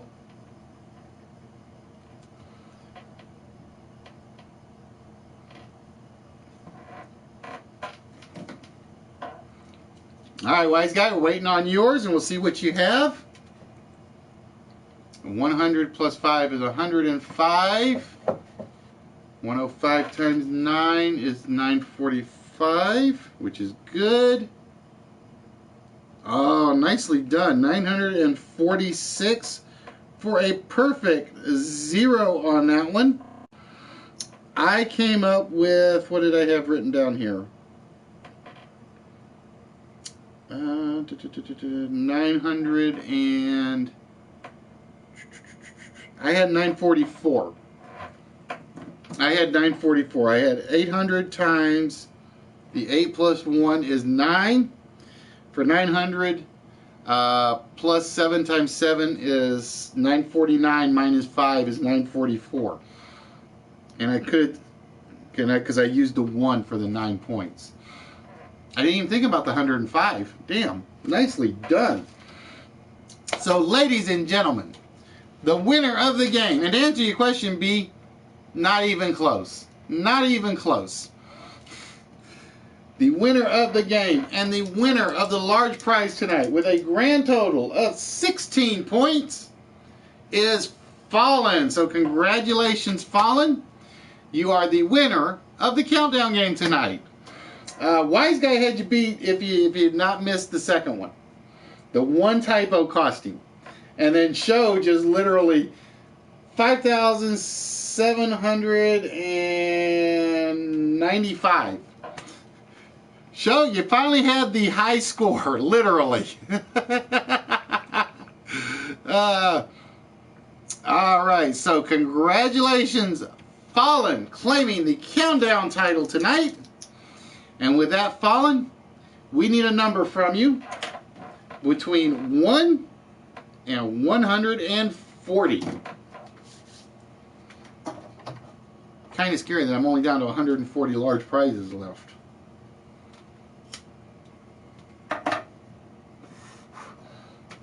Which means I'll be down to that means I got about 100 more photos I actually have to take, because I am retaking photos of all the prizes, and when I get them done, they will be on the website, and I will be putting them up with basically who won them and the date, just to let you know. All right, Fallen going for number 33. And in treasure chest number 33 for Fallen is the Batman Automobilia number 601.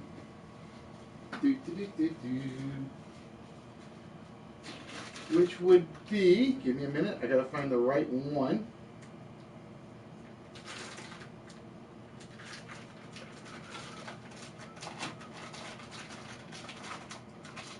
The Joker Mobile. That's number 400. That would be number 601.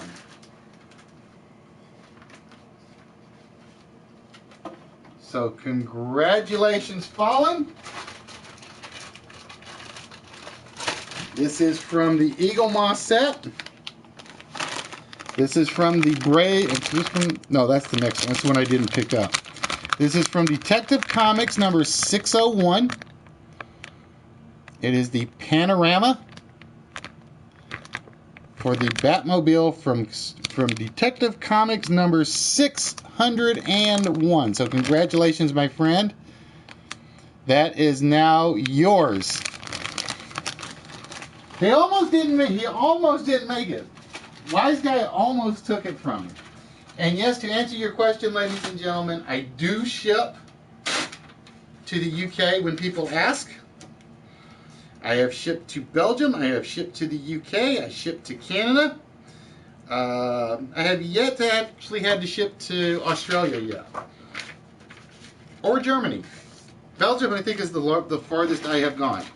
So, congratulations, Fallen. That means you are locked out until for a while.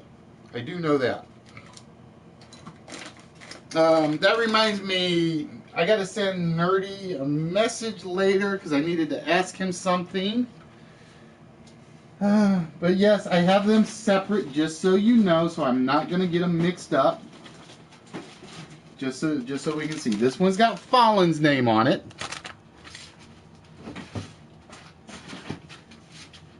And then I have Paul's comic book separating that and Fatalities. So that one's going to Fatality. Alright, Wise Guy, well, I appreciate you coming in. And like I said, you are the perfect example of why I'm going to do the double Saturday streams. Like I said, starting in September. I mean, not September, in July. No, my wife is upstairs, B. We will be back on Saturday, of course, as always. Let me get that closed out so we can pull up the tribute page one more time before we wrap things up.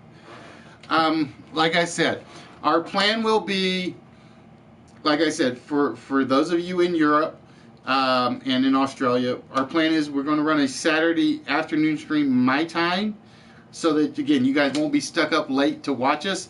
But again, it will most likely be on Twitch, just to warn you. So you'll probably have to re-follow us on that one.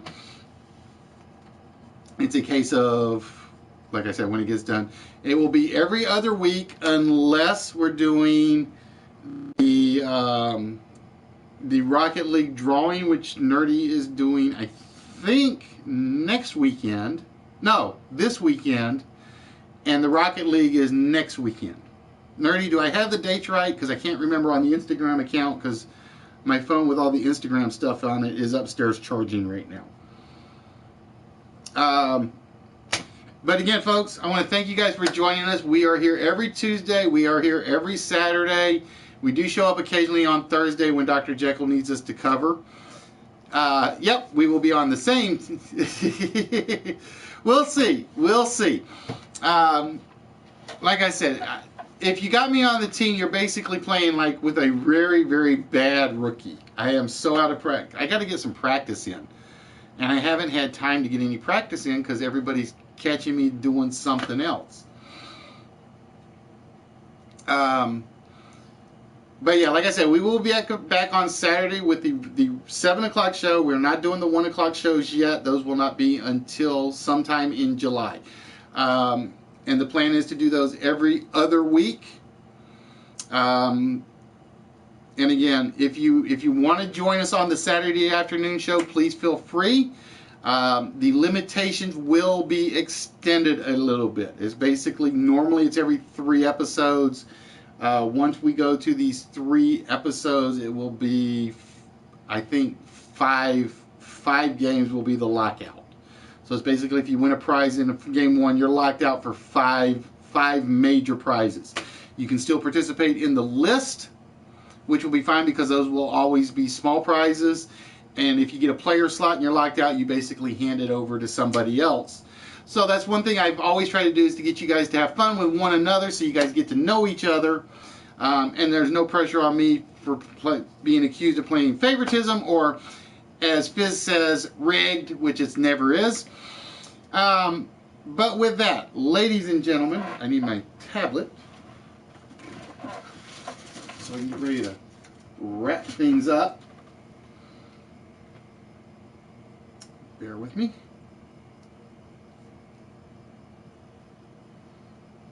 I keep forgetting I got to put the app on constant, and constant activity and then turn it off after the show. It's the hardest thing to ever remember. So hopefully in a few weeks we'll actually be getting a theme song. You've never seen the big... And like I said, if you guys get the chance, watch 36 Hours. If you get the chance, watch 36 Hours. Absolutely a great movie. One of the best movies I've ever seen or ever heard of. And with that, as always, I always say you can exercise the body and that would be great. Exercise the little gray cells and this will work for you every time. So with that, ladies and gentlemen, I want to thank you. Please make sure you check out Nerdy Effect tomorrow, Wednesday. Dr. Jekyll on Thursday. Ron Mexico. Average Ninja. Toy Den Nerds. Oh, speaking of which, before I forget, don't forget, I got to send Toy Den Nerds. If you're still here, I need your address. You can send it to me on PlayStation or Instagram. Otherwise, I will bug you on one of the two. Average Ninja, Ron Mexico, Spaceman Steve, Toy Den Nerds, Fishy, The Funhouse. There are so many that I can't name. Riff Raff, Liquid Lola, Nerdy New Yorker. I got a lot of editing I have to do, and nobody ever uses the hashtags anymore. So, ladies and gentlemen, with that, we're going to wrap things up. We're going to say have a good night, and we will see you guys on Saturday.